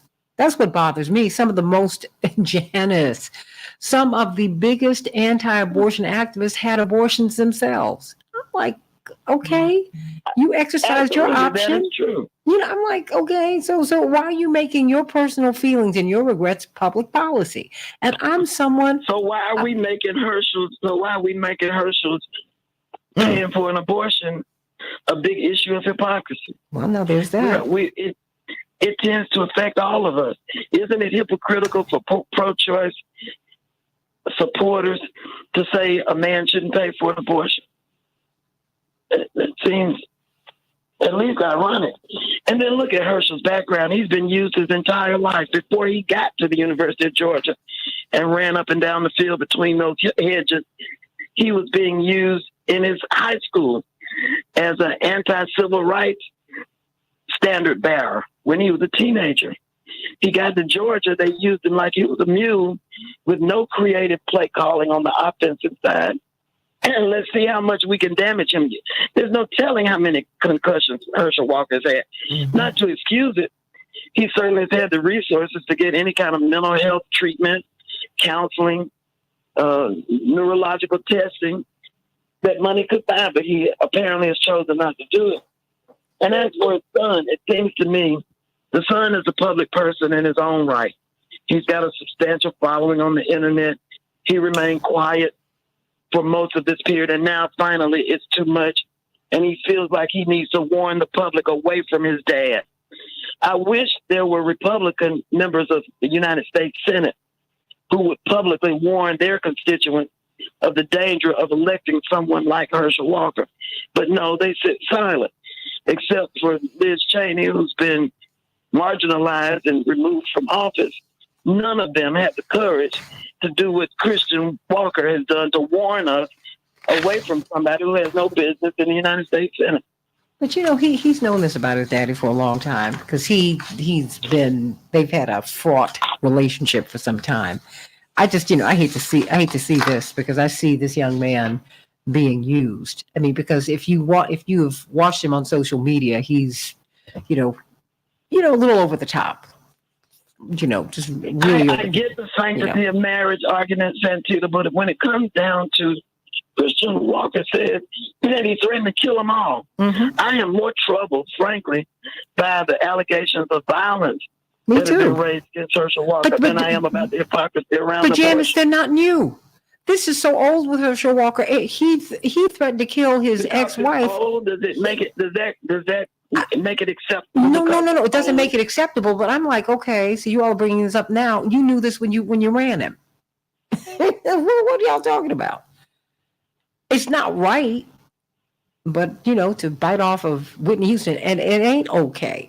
But before we get to the callers, let me. You can't elect Donald Trump to the White House and expect politicians to behave with propriety.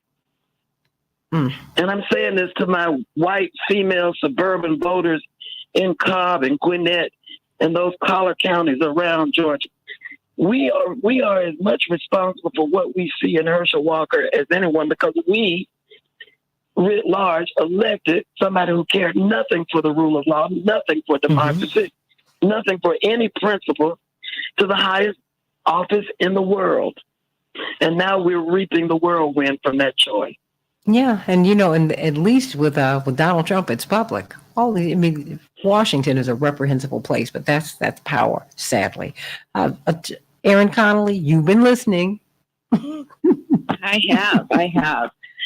And my goodness, I think there's a few things at play here, right? There is, when we look at the situation with Christian Walker, Herschel Walker's son, he is a conservative star on the internet. He has remained quiet for most of this Senate race, right? He hasn't publicly used his platform to support his father's candidacy, and now we see why. In the light of these abortion allegations, it seems people from his team, Herschel Walker's team, have pushed Christian to the limit by asking him to come out and support his father. His video this week shows a traumatized young man who, as a child, had to deal with extreme levels of violence, intimidation, fear, watched his mother be abused, watched his family be abused, having to move many times to escape this violence. And what I saw was a desperate young man who has hit his breaking point and doesn't want to hold the lie that he has been told to hold, right? And that, it's sad on so many levels, but when we hear these allegations of what Herschel Walker did to his own family, it's difficult to see how he can tell the truth and represent the state of Georgia. He hasn't, I guess, stay right there, Aaron, because, I guess because he has been, because these allegations are not new. His history of mental illness is not new. His connection to me, football-related injuries are not new. Not to mention the fact that he already had mental health issues. He's ill. None of this is new.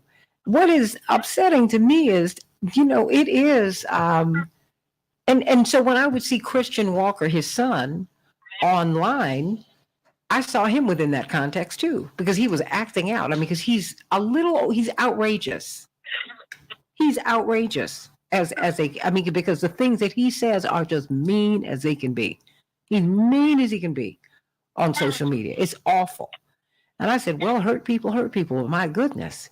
So, all of this is not new, but I hate to see someone's progeny pulled into something. I know something about it, and I think it's a horrible thing to watch, Aaron. This is like watching a smash up. And these people don't care. Where is poverty in this discussion? Goodness gracious. Where is COVID funding in this discussion? We've gone away from the things that are important to Georgia and descended into a circus. But it is worth noting that whether we're talking about paying for an abortion and then having a different set of rules for every other woman in the state of Georgia and voting along those lines that will diminish free choice, but taking it for themselves. This is what women around the country, and we see it not only in Georgia in the polling numbers, but in states like Arizona. We see now the Trump-backed candidate who has been, quote unquote, pro-life, the whole campaign is walking back her view on abortion and saying, well, maybe it should be legal, but it should be rare. Because she's seeing the poll numbers that women in Arizona are saying, no, we have a right to this medical procedure for medical reasons, right? So women are looking at the hypocrisy of this and saying, so it looks like when men in power want to use their choice, they have it, but you're limiting it for us. That type of hypocrisy does not sit well with voters who are women and their allies, where they see a different system for the rich and powerful who will always be able to afford abortions, even if they are illegal. And everyday women, particularly women of color, are not able to access that. And we see that in states today that have restrictions. So the hypocrisy is on many levels. But the argument that I see the most for people is we can't have medical care unless it's politically convenient for the father. That doesn't make sense. That's not sitting well with women in Georgia. It's not going to sit well with women in some of these other swing states. And the polling numbers are coming back, right? What's unfortunate about this whole situation is, as you mentioned, Santita and CK, the blind spots for Herschel Walker have existed the whole time. That this was a GOP system that recruited him because of they believed him to be malleable on policy, that he would change positions in order to gain power. And they ignored some of these pieces of his past that are now, as we usually see in October, coming to light in the media with a spotlight on them. And now it's a problem. Now they're concerned. Now they are throwing it back at Herschel Walker and saying, you should have told us about this. They knew about this. They already knew. Everybody's been talking about his background, Aaron. Yeah. You know, right. Come on.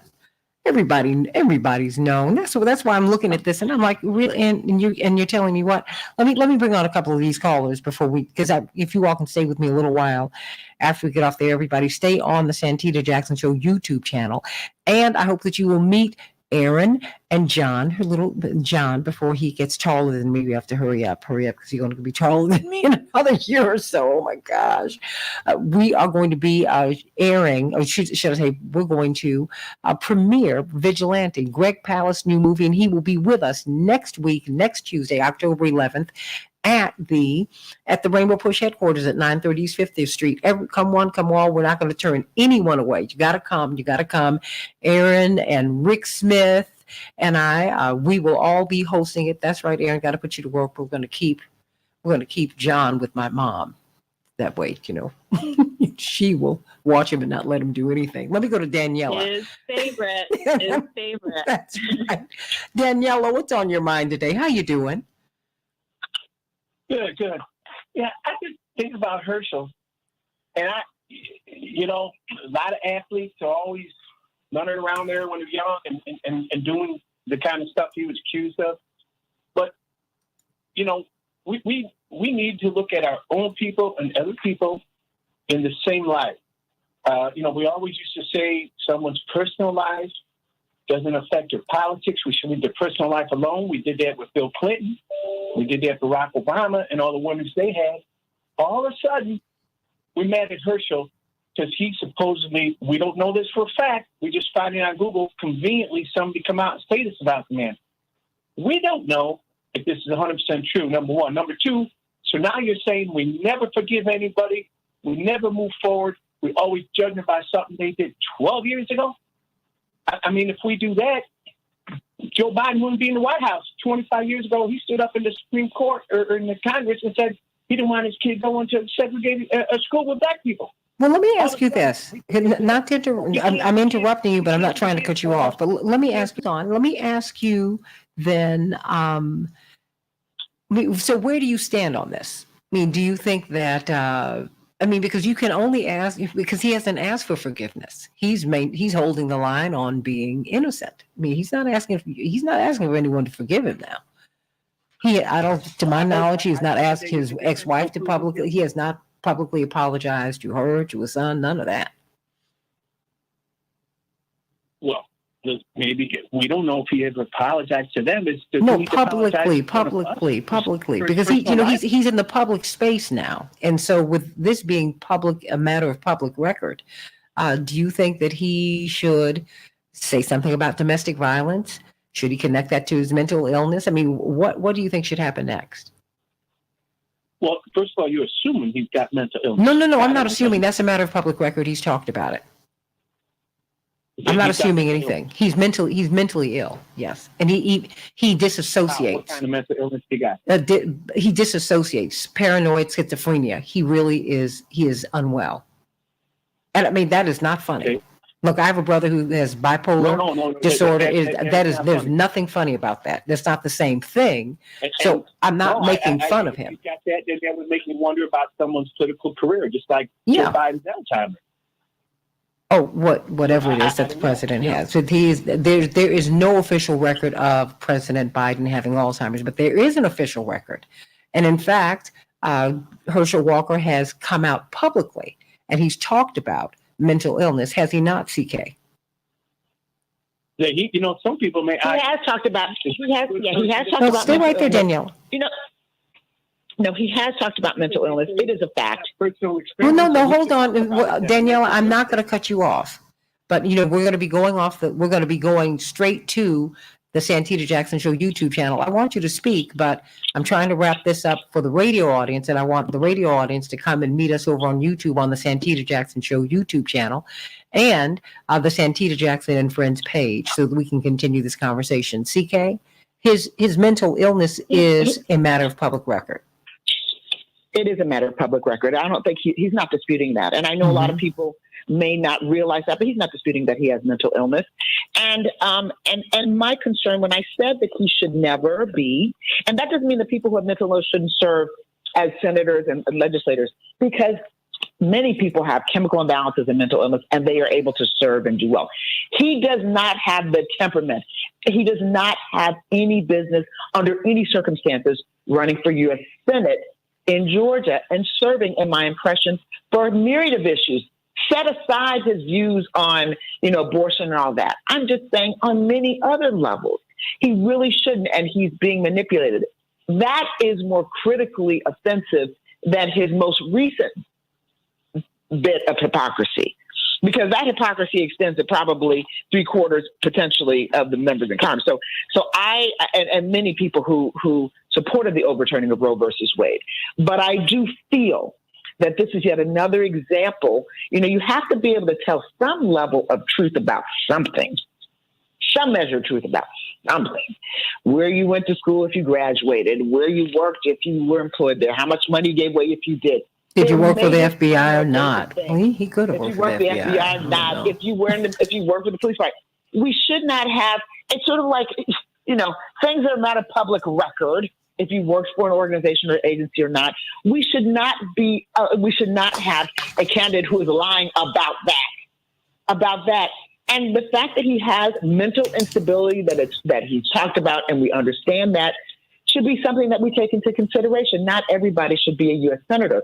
The rigors of being a U.S. congressman and senator are not for the faint at heart, not for the weak at heart. It's a very, very rigorous job. Very rigorous. A lot of pressures. Yeah. A lot of trigger points. So I think these are things to consider. Well, stay right there, everybody. Please come over to the Santita Jackson Show YouTube channel. Stay right there. We're going to get some closing thoughts from Attorney C.K. Hoffler, Attorney Aaron Connolly, and Attorney Janice Mathis. And I don't know if you're still there. I hope that you are, Daniela, and Paul from Seattle. Going to hear from you. It's something to talk about. And Daniela, is saying, look, we've forgiven a lot of people for a lot of things. So, what? But, they've also asked for forgiveness. He doesn't seem to be contrite at all. There's a lot going on. And all of this stuff that is being unearthed about Herschel Walker is not new. I think that's one of the things that kind of gets stuck in my craw. None of this is new. Hopefully you'll be joining us on next Tuesday, October 11th at 930 East 50th Street, the Rainbow Push headquarters. Greg Palast will be airing his movie Vigilante. They'll be premiering it tonight in Atlanta.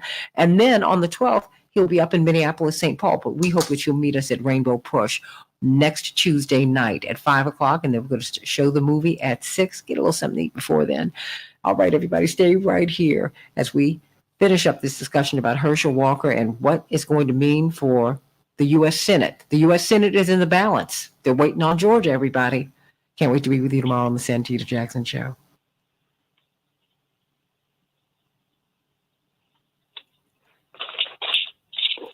Okay. Well, everybody keep talking.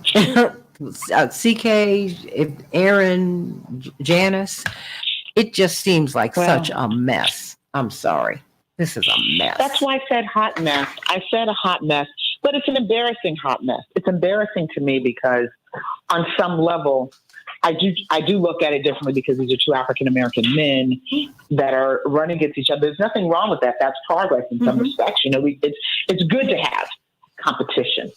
But as I said, if Herschel Walker were a member of the Democratic Party, I would say the same thing. But you know what? I'm not embarrassed. Do not run. I'm not embarrassed. He's just, I mean, look, he doesn't embarrass me. He's got some problems, and that's it. You know what? I think we're seeing CK and Aaron and Janice. The difference between the black leaders, the black people we send, and the black people white folks choose. Okay? So they choose a Herschel Walker every single time. Someone who's weak, someone who's compromised, someone who's got a lot of problems. We send the Raphael Warnock. I'm not saying that we send you people who are without flaw, but we send people who have strength. In fact, Raphael Warnock did not ask anybody if he could run. He had the support of Ebenezer Church and the black community, and he went on. And people, when he first announced, didn't think that he could win, and he won. This guy has been propped up, Janice, by white folk, and they want him. But Katina, that's what's embarrassing to me. See, the embarrassment is not necessarily just his lack of qualifications. The embarrassment is the entire scenario. Okay. It's embarrassing to me. This is not, I think, progress, in my impression. Your dad, Dr. King, and Young, Congressman Lewis fought so that we would be in a position where we could run freely, where we could vote, where we could do the things. That's what the civil rights movement was about. So the doors would open. But this is not a way that I envisioned that doors would open for this. This is an embarrassment to me. And maybe I'm taking it personally because I'm sitting here in Georgia every day, seeing it play out in real time. Yeah. And seeing the voter suppression that's existing. But you know what? But CK, this to me, but see, to me, CK, this shows you the limitation of identity politics, right? I mean, because I think you can't just support people because they're black. It's just, at some point. Clarence Thomas. Agreed. Yeah, I mean, because If I could say just a word, that's the cynicism. That is what we have surrendered to. That it doesn't matter what you believe, it matters what we can convince the public that you're about.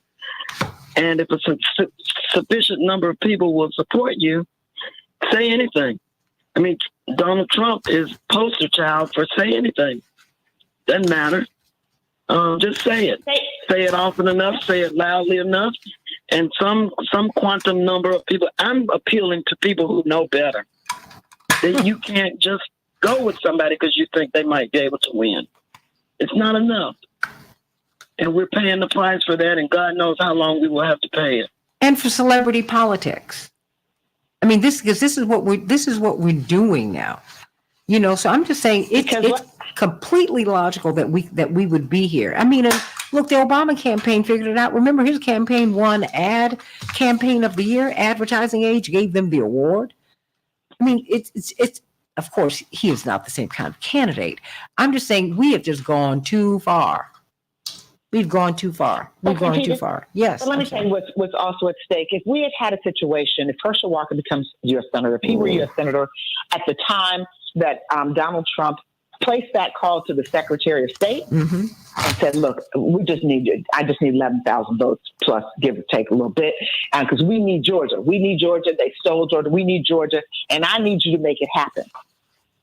If he called his U.S. Senator, Herschel Walker, because and try to put in motion that, we know how Herschel would be indebted and would be beholden and would have to do and would do. Yeah. That's what it is. Yeah. There's no question. I mean, I'm not disagreeing with you at all, CK. I'm not. I'm just saying, even we're going to have to be even tighter with, with what we expect, right, of candidates. And, because now, he's going to get, because you're hearing some black men. What did you hear on your show yesterday? CK? Boy, wait a minute. Let me see. Okay. Hold on. CK? Hello?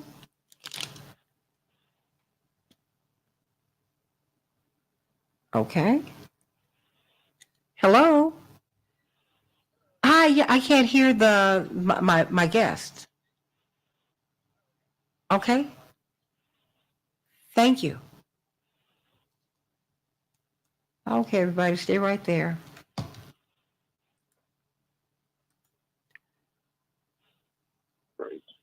Okay, CK, you there?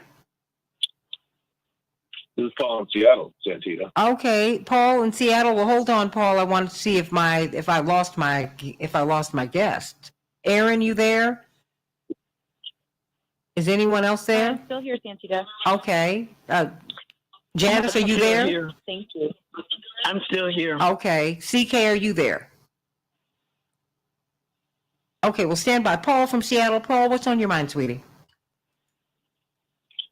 Good morning, Santita. I want to talk about Herschel Walker. Okay. Now, I don't accept that Herschel Walker is being manipulated or has been. This man has millions of dollars that he made playing football. He doesn't need the money, and he doesn't need this job. But what kind of man lies about an issue that is so personal, like abortion, and then so vehemently pretends that he is against it? This is a man who has no personal grounding. And that's rubbing off and showing in his son and the way his son is behaving. And what is worse than, actually almost worse than lying about the issue, is how he lies about the evidence. It's so ludicrous when asked about, this woman presented a receipt for $560 some about what I'd expect for that kind of procedure. And there was probably another 100 on top of that. 125. Yeah, for prescriptions. No. She said, just so that you can be clear, she said she ballparked the cost of an abortion because she Googled it. And so what she did was he gave her $700, and the abortion apparently cost $575. Okay. I was just trying to fill in that blank. $575. Mm-hmm. Yes, but here's the point. This is the man who responded to the $700 check where I said, I give people money all the time. So this man who has millions of dollars, he doesn't give his girlfriend, well, here, baby, here's a cool grand. Take your girlfriends out for ladies' night out. He says, here's $700. How about $700? And he writes a check. Now, I would say that if you give people money all the time, especially your girlfriend, you hand them cash and more, not just $700. This guy, it's like he paid exactly the amount for the procedure, and then he goes and lies about it. I mean, this man has no personal grounding whatsoever. And as for the previous caller, Danielle, who says, we never forgive anybody, we're not judging him. We're not criticizing him for paying for the abortion. We're criticizing him for lying about it. And some people are criticizing him for that too, Paul. So, I mean, his choice, as you said, his choice with his lady friend, that's their personal choice, her choice with her doctor. And, the other thing is, he couldn't be bothered to go with her. How come he's not writing the check to the women's health clinic? He gives it to her. Well, You no, know, he no, was- I've very never had this with- procedure, but these clinics generally don't have a lot of men sitting up there with them, Paul. No, come on. I went with a woman who was not even my lover. I went with her because for support. Yeah, I've been there. I got Yeah, you, I've but been with- it wasn't so- yours. And generally, people that's that's just not what folks do. I mean, I hear you, but that ain't what folks do. You don't think that the man's supporting the woman that way? I don't see it. I mean, I'm not mad at anybody. I think it's a great thing, but I haven't seen a lot of that. And generally, women lean on their girlfriends for support in that moment. So no. That's exactly why I said if he's going to give her money, he didn't even give her an extra $300 to take best girlfriend out for lunch. Yeah, but with all due respect, you don't even know the nature of their relationship because they're calling her his girlfriend. You don't know if this was a one-off. We don't know what that was, and that's none of my business. Okay. Right? Still doesn't matter. To me, if this guy has got millions of dollars and he says, I give money to people all the time, like I said, usually you give money in rounder amounts than it's like $699.95. That's what he gave her. It's just exactly the right amount to cover the procedure. And as I said, she's had a receipt for $575, and I'm saying probably another $100 on top of that for a prescription. Yeah, it came to about $675.97, right? And that's exactly. And then he gives her $700 and says, "Keep the change." I'm sorry, this man has no personal grounding, none. And for a man who used to do 1,000 push-ups and 1,000 sit-ups and run almost 3 miles in wind sprints a day, a man who's got that much self-discipline doesn't have any personal grounding. And if that's part of his mental illness, I understand that. But he has to know that you can't just take a personal issue that is so personal to people. I understand that if you're vehemently against abortion, stand up and say so. Don't lie about it so you can be part of Republican white man culture. That's just, I'm sorry. He's not being manipulated. Well, white men don't have a problem with abortion. I mean, and they don't have a problem with you having babies, their babies. I mean, please, the whole baby mama, the whole baby daddy thing was invented by white men because they prevented black men from getting married. So don't get me started on that. Mm-hmm. I mean, the attempt to break up the black family, that's a white construct. That is nothing that we started. Santita, can I just give me a second. How I developed my personal position on abortion was a very personal way. When I was 27 years old and graduate student, I was with a woman who was much older than myself. She was 40. And she told me that she couldn't get pregnant. I have to, should we be careful here? She said, no. I was, damaged by what, if you may recall, the Delcon Shield, an IUD, and I'm part of a class action lawsuit. So I have never been able to get pregnant. Matter of fact, when she was married, couldn't have just wife broke up her marriages. That he wanted to have children and she couldn't do it, and they eventually separated. I said, oh, okay. Well, 3 months later, she came to me and said, I'm pregnant. I said, what? And I said, now this is the ironic part. I said, now you're not going to have this baby, are you? Because you told me you couldn't get. I wanted her to have an abortion, and she said, no, Paul. I think I am going to have the baby. I said, wait a minute, that's not. And she said, don't worry, I don't want anything from you, Paul. I just want to be a mother. I've wanted to be a mother all my life, and this is my last chance. So her position was, her choice was, I want to have the baby. And she said, I don't want to hear from you. I'm not asking now. Oh, I said, what are you going to do? She said, I'm going to move to Florida, live with my parents and raise the baby there. And if you want to come there, move there, do it, or have nothing to do with this situation. I don't care. Is that how that played out? Ultimately, no, because her uterus had been damaged by the IUD, and her age at age 40, her doctor and she decided that this was not a good risk. They told her that she could miscarry at any time and probably would more likely miscarry as the pregnancy went forward. And so she ultimately, very painfully, decided no. But she needed to have that choice, and that's what I realized at age 27 is choice means to have or not have. You see? That's what I learned, and that's why I am so vehemently pro-choice. you can choose to have or not have, but it's nobody else's business but you and your doctor. I agree. And you know what? Some other people have different feelings, and I respect those too. And it really does come down to a very personal experience that you have, Paul and Janice and Aaron. It is so deeply personal. I don't feel comfortable putting this Janice in the public square. I'm like, no, I'm not going to judge anyone who has chosen to terminate a pregnancy or who has chosen to carry it through. Now, when people when women get pregnant or when they say, okay, well, you don't have to be involved, I just wanted a baby. I have a problem with that because that's not how the child got here. And children want to know both parents. So that's another discussion for another day. And, and ultimately, then, the children get fed oftentimes lies about what the father was not going to do. And all of that is just, I'm real basic. 1 + 2 = 2, not 3. So, but I'm glad that, yes. No, please. Is CK, are you there? I just want to let you know. Yeah, I want to let you know I was on the line. I was dropped for a minute. I thought because I couldn't hear anything, but I was actually on the line. So I was just, okay. I've been listening. That's why we were talking. I just want to let you know I'm on the line. Okay. Yeah. No, I appreciate Paul sharing what is a very, very personal experience with us because everybody's experience is personal. That's why for me, this whole issue of the overturn Roe versus Wade is really not about whether you're pro or con in terms of abortion.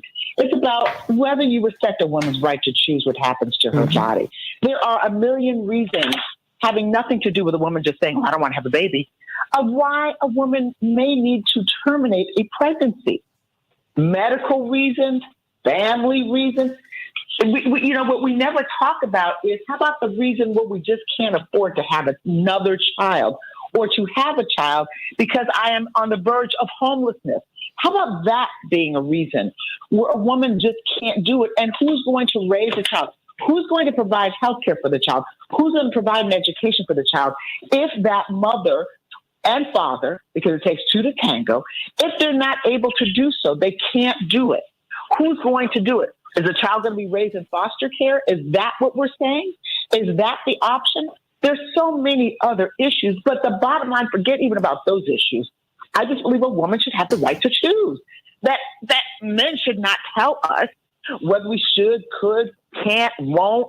And then our doctors are going to be facing criminal liability if they help us to save our lives. There are many reasons why pregnancies have to be terminated that have nothing to do with even wanting to have children, just as Paul's example was.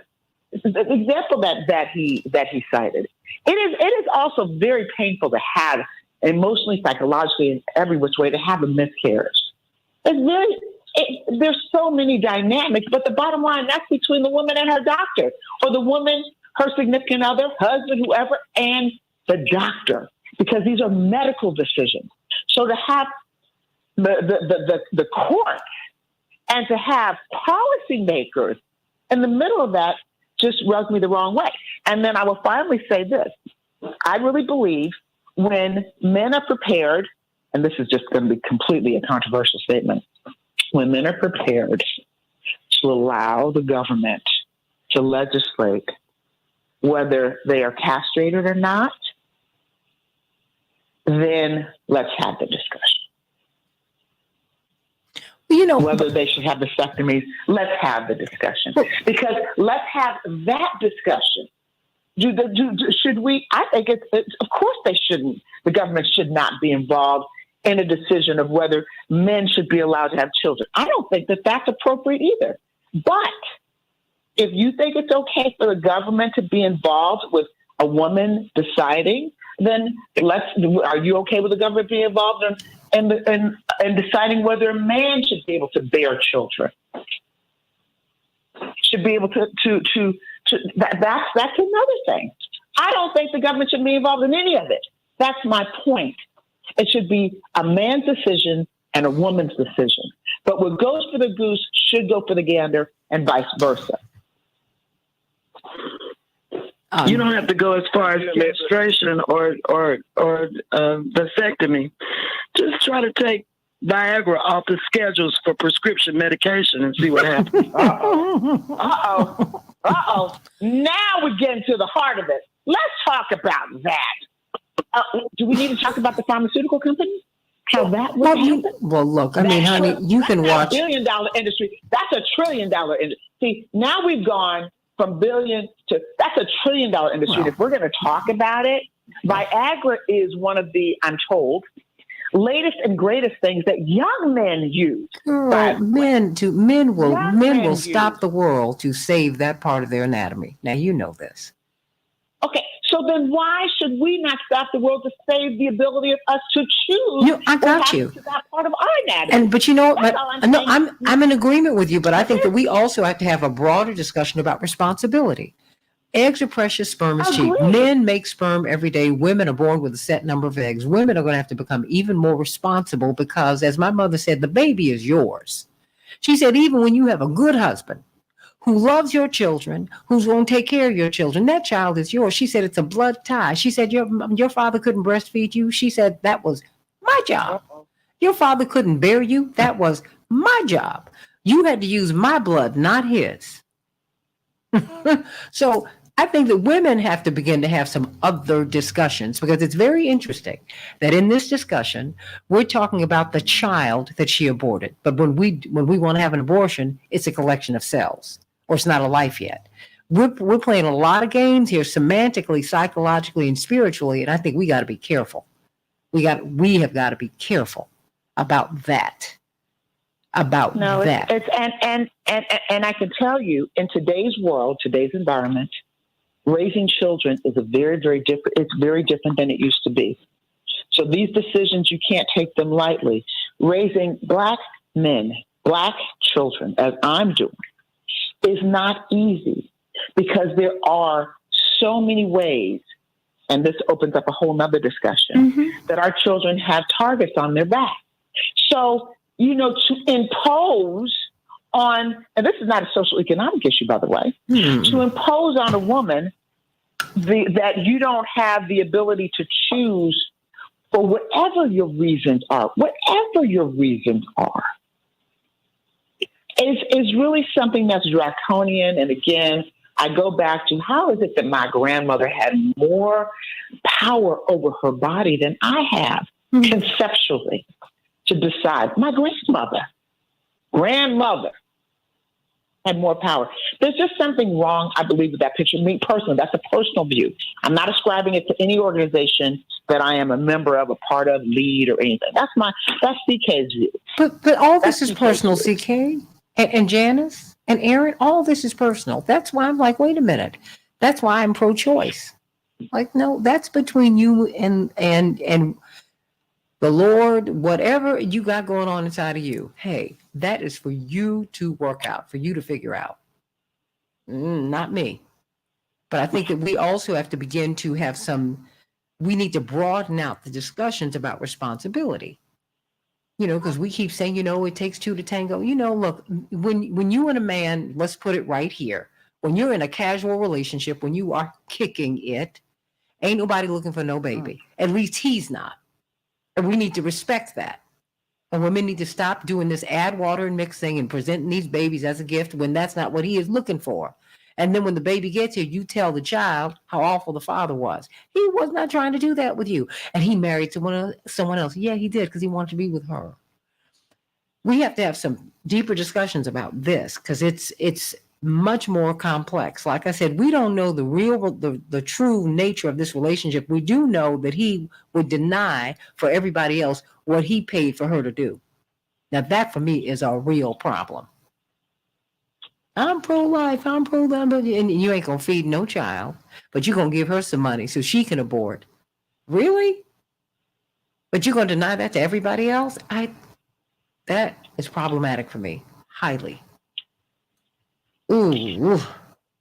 And he could still become the senator. That's the thing. CK, Janice, and Aaron. Yeah.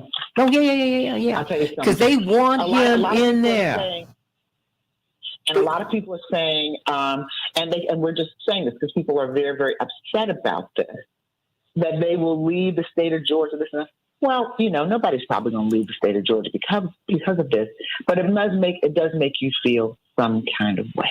Go, wait. This is what Chaparral said. Some kind of way. Hold on, feel this kind of way. Chaparral said the $1 million question is ...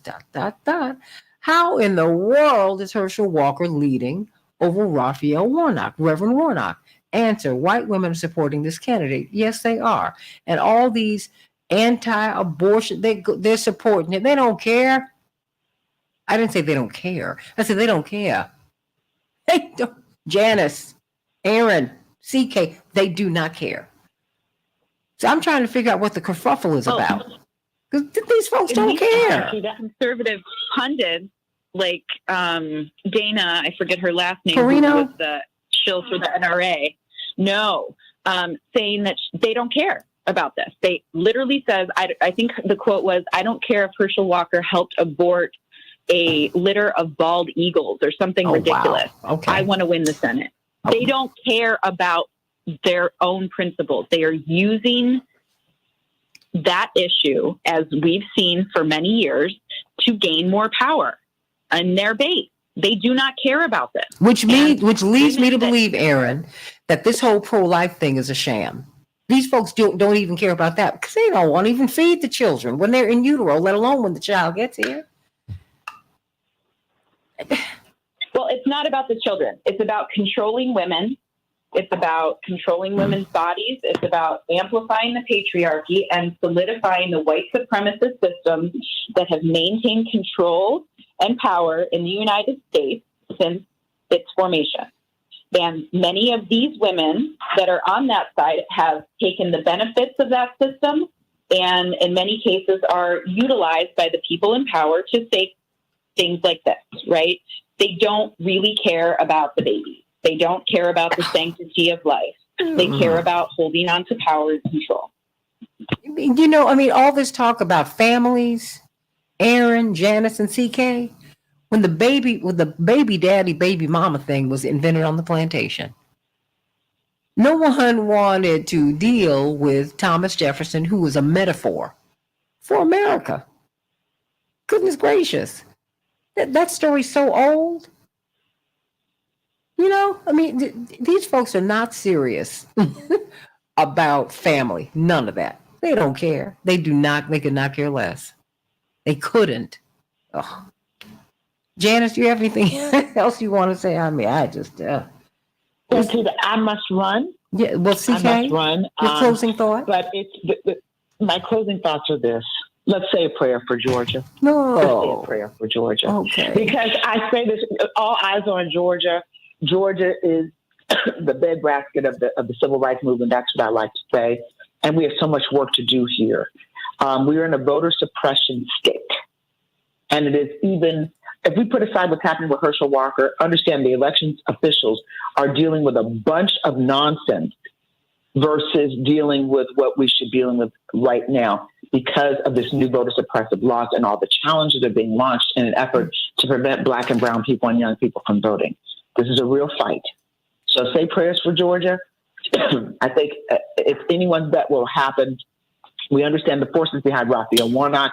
I'm very saddened by this, what's happening. I'm very saddened by the family dynamics, but this to me was completely predictable.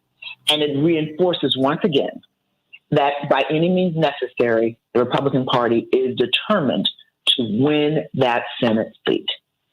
Absolutely, because that's what happens with power, right?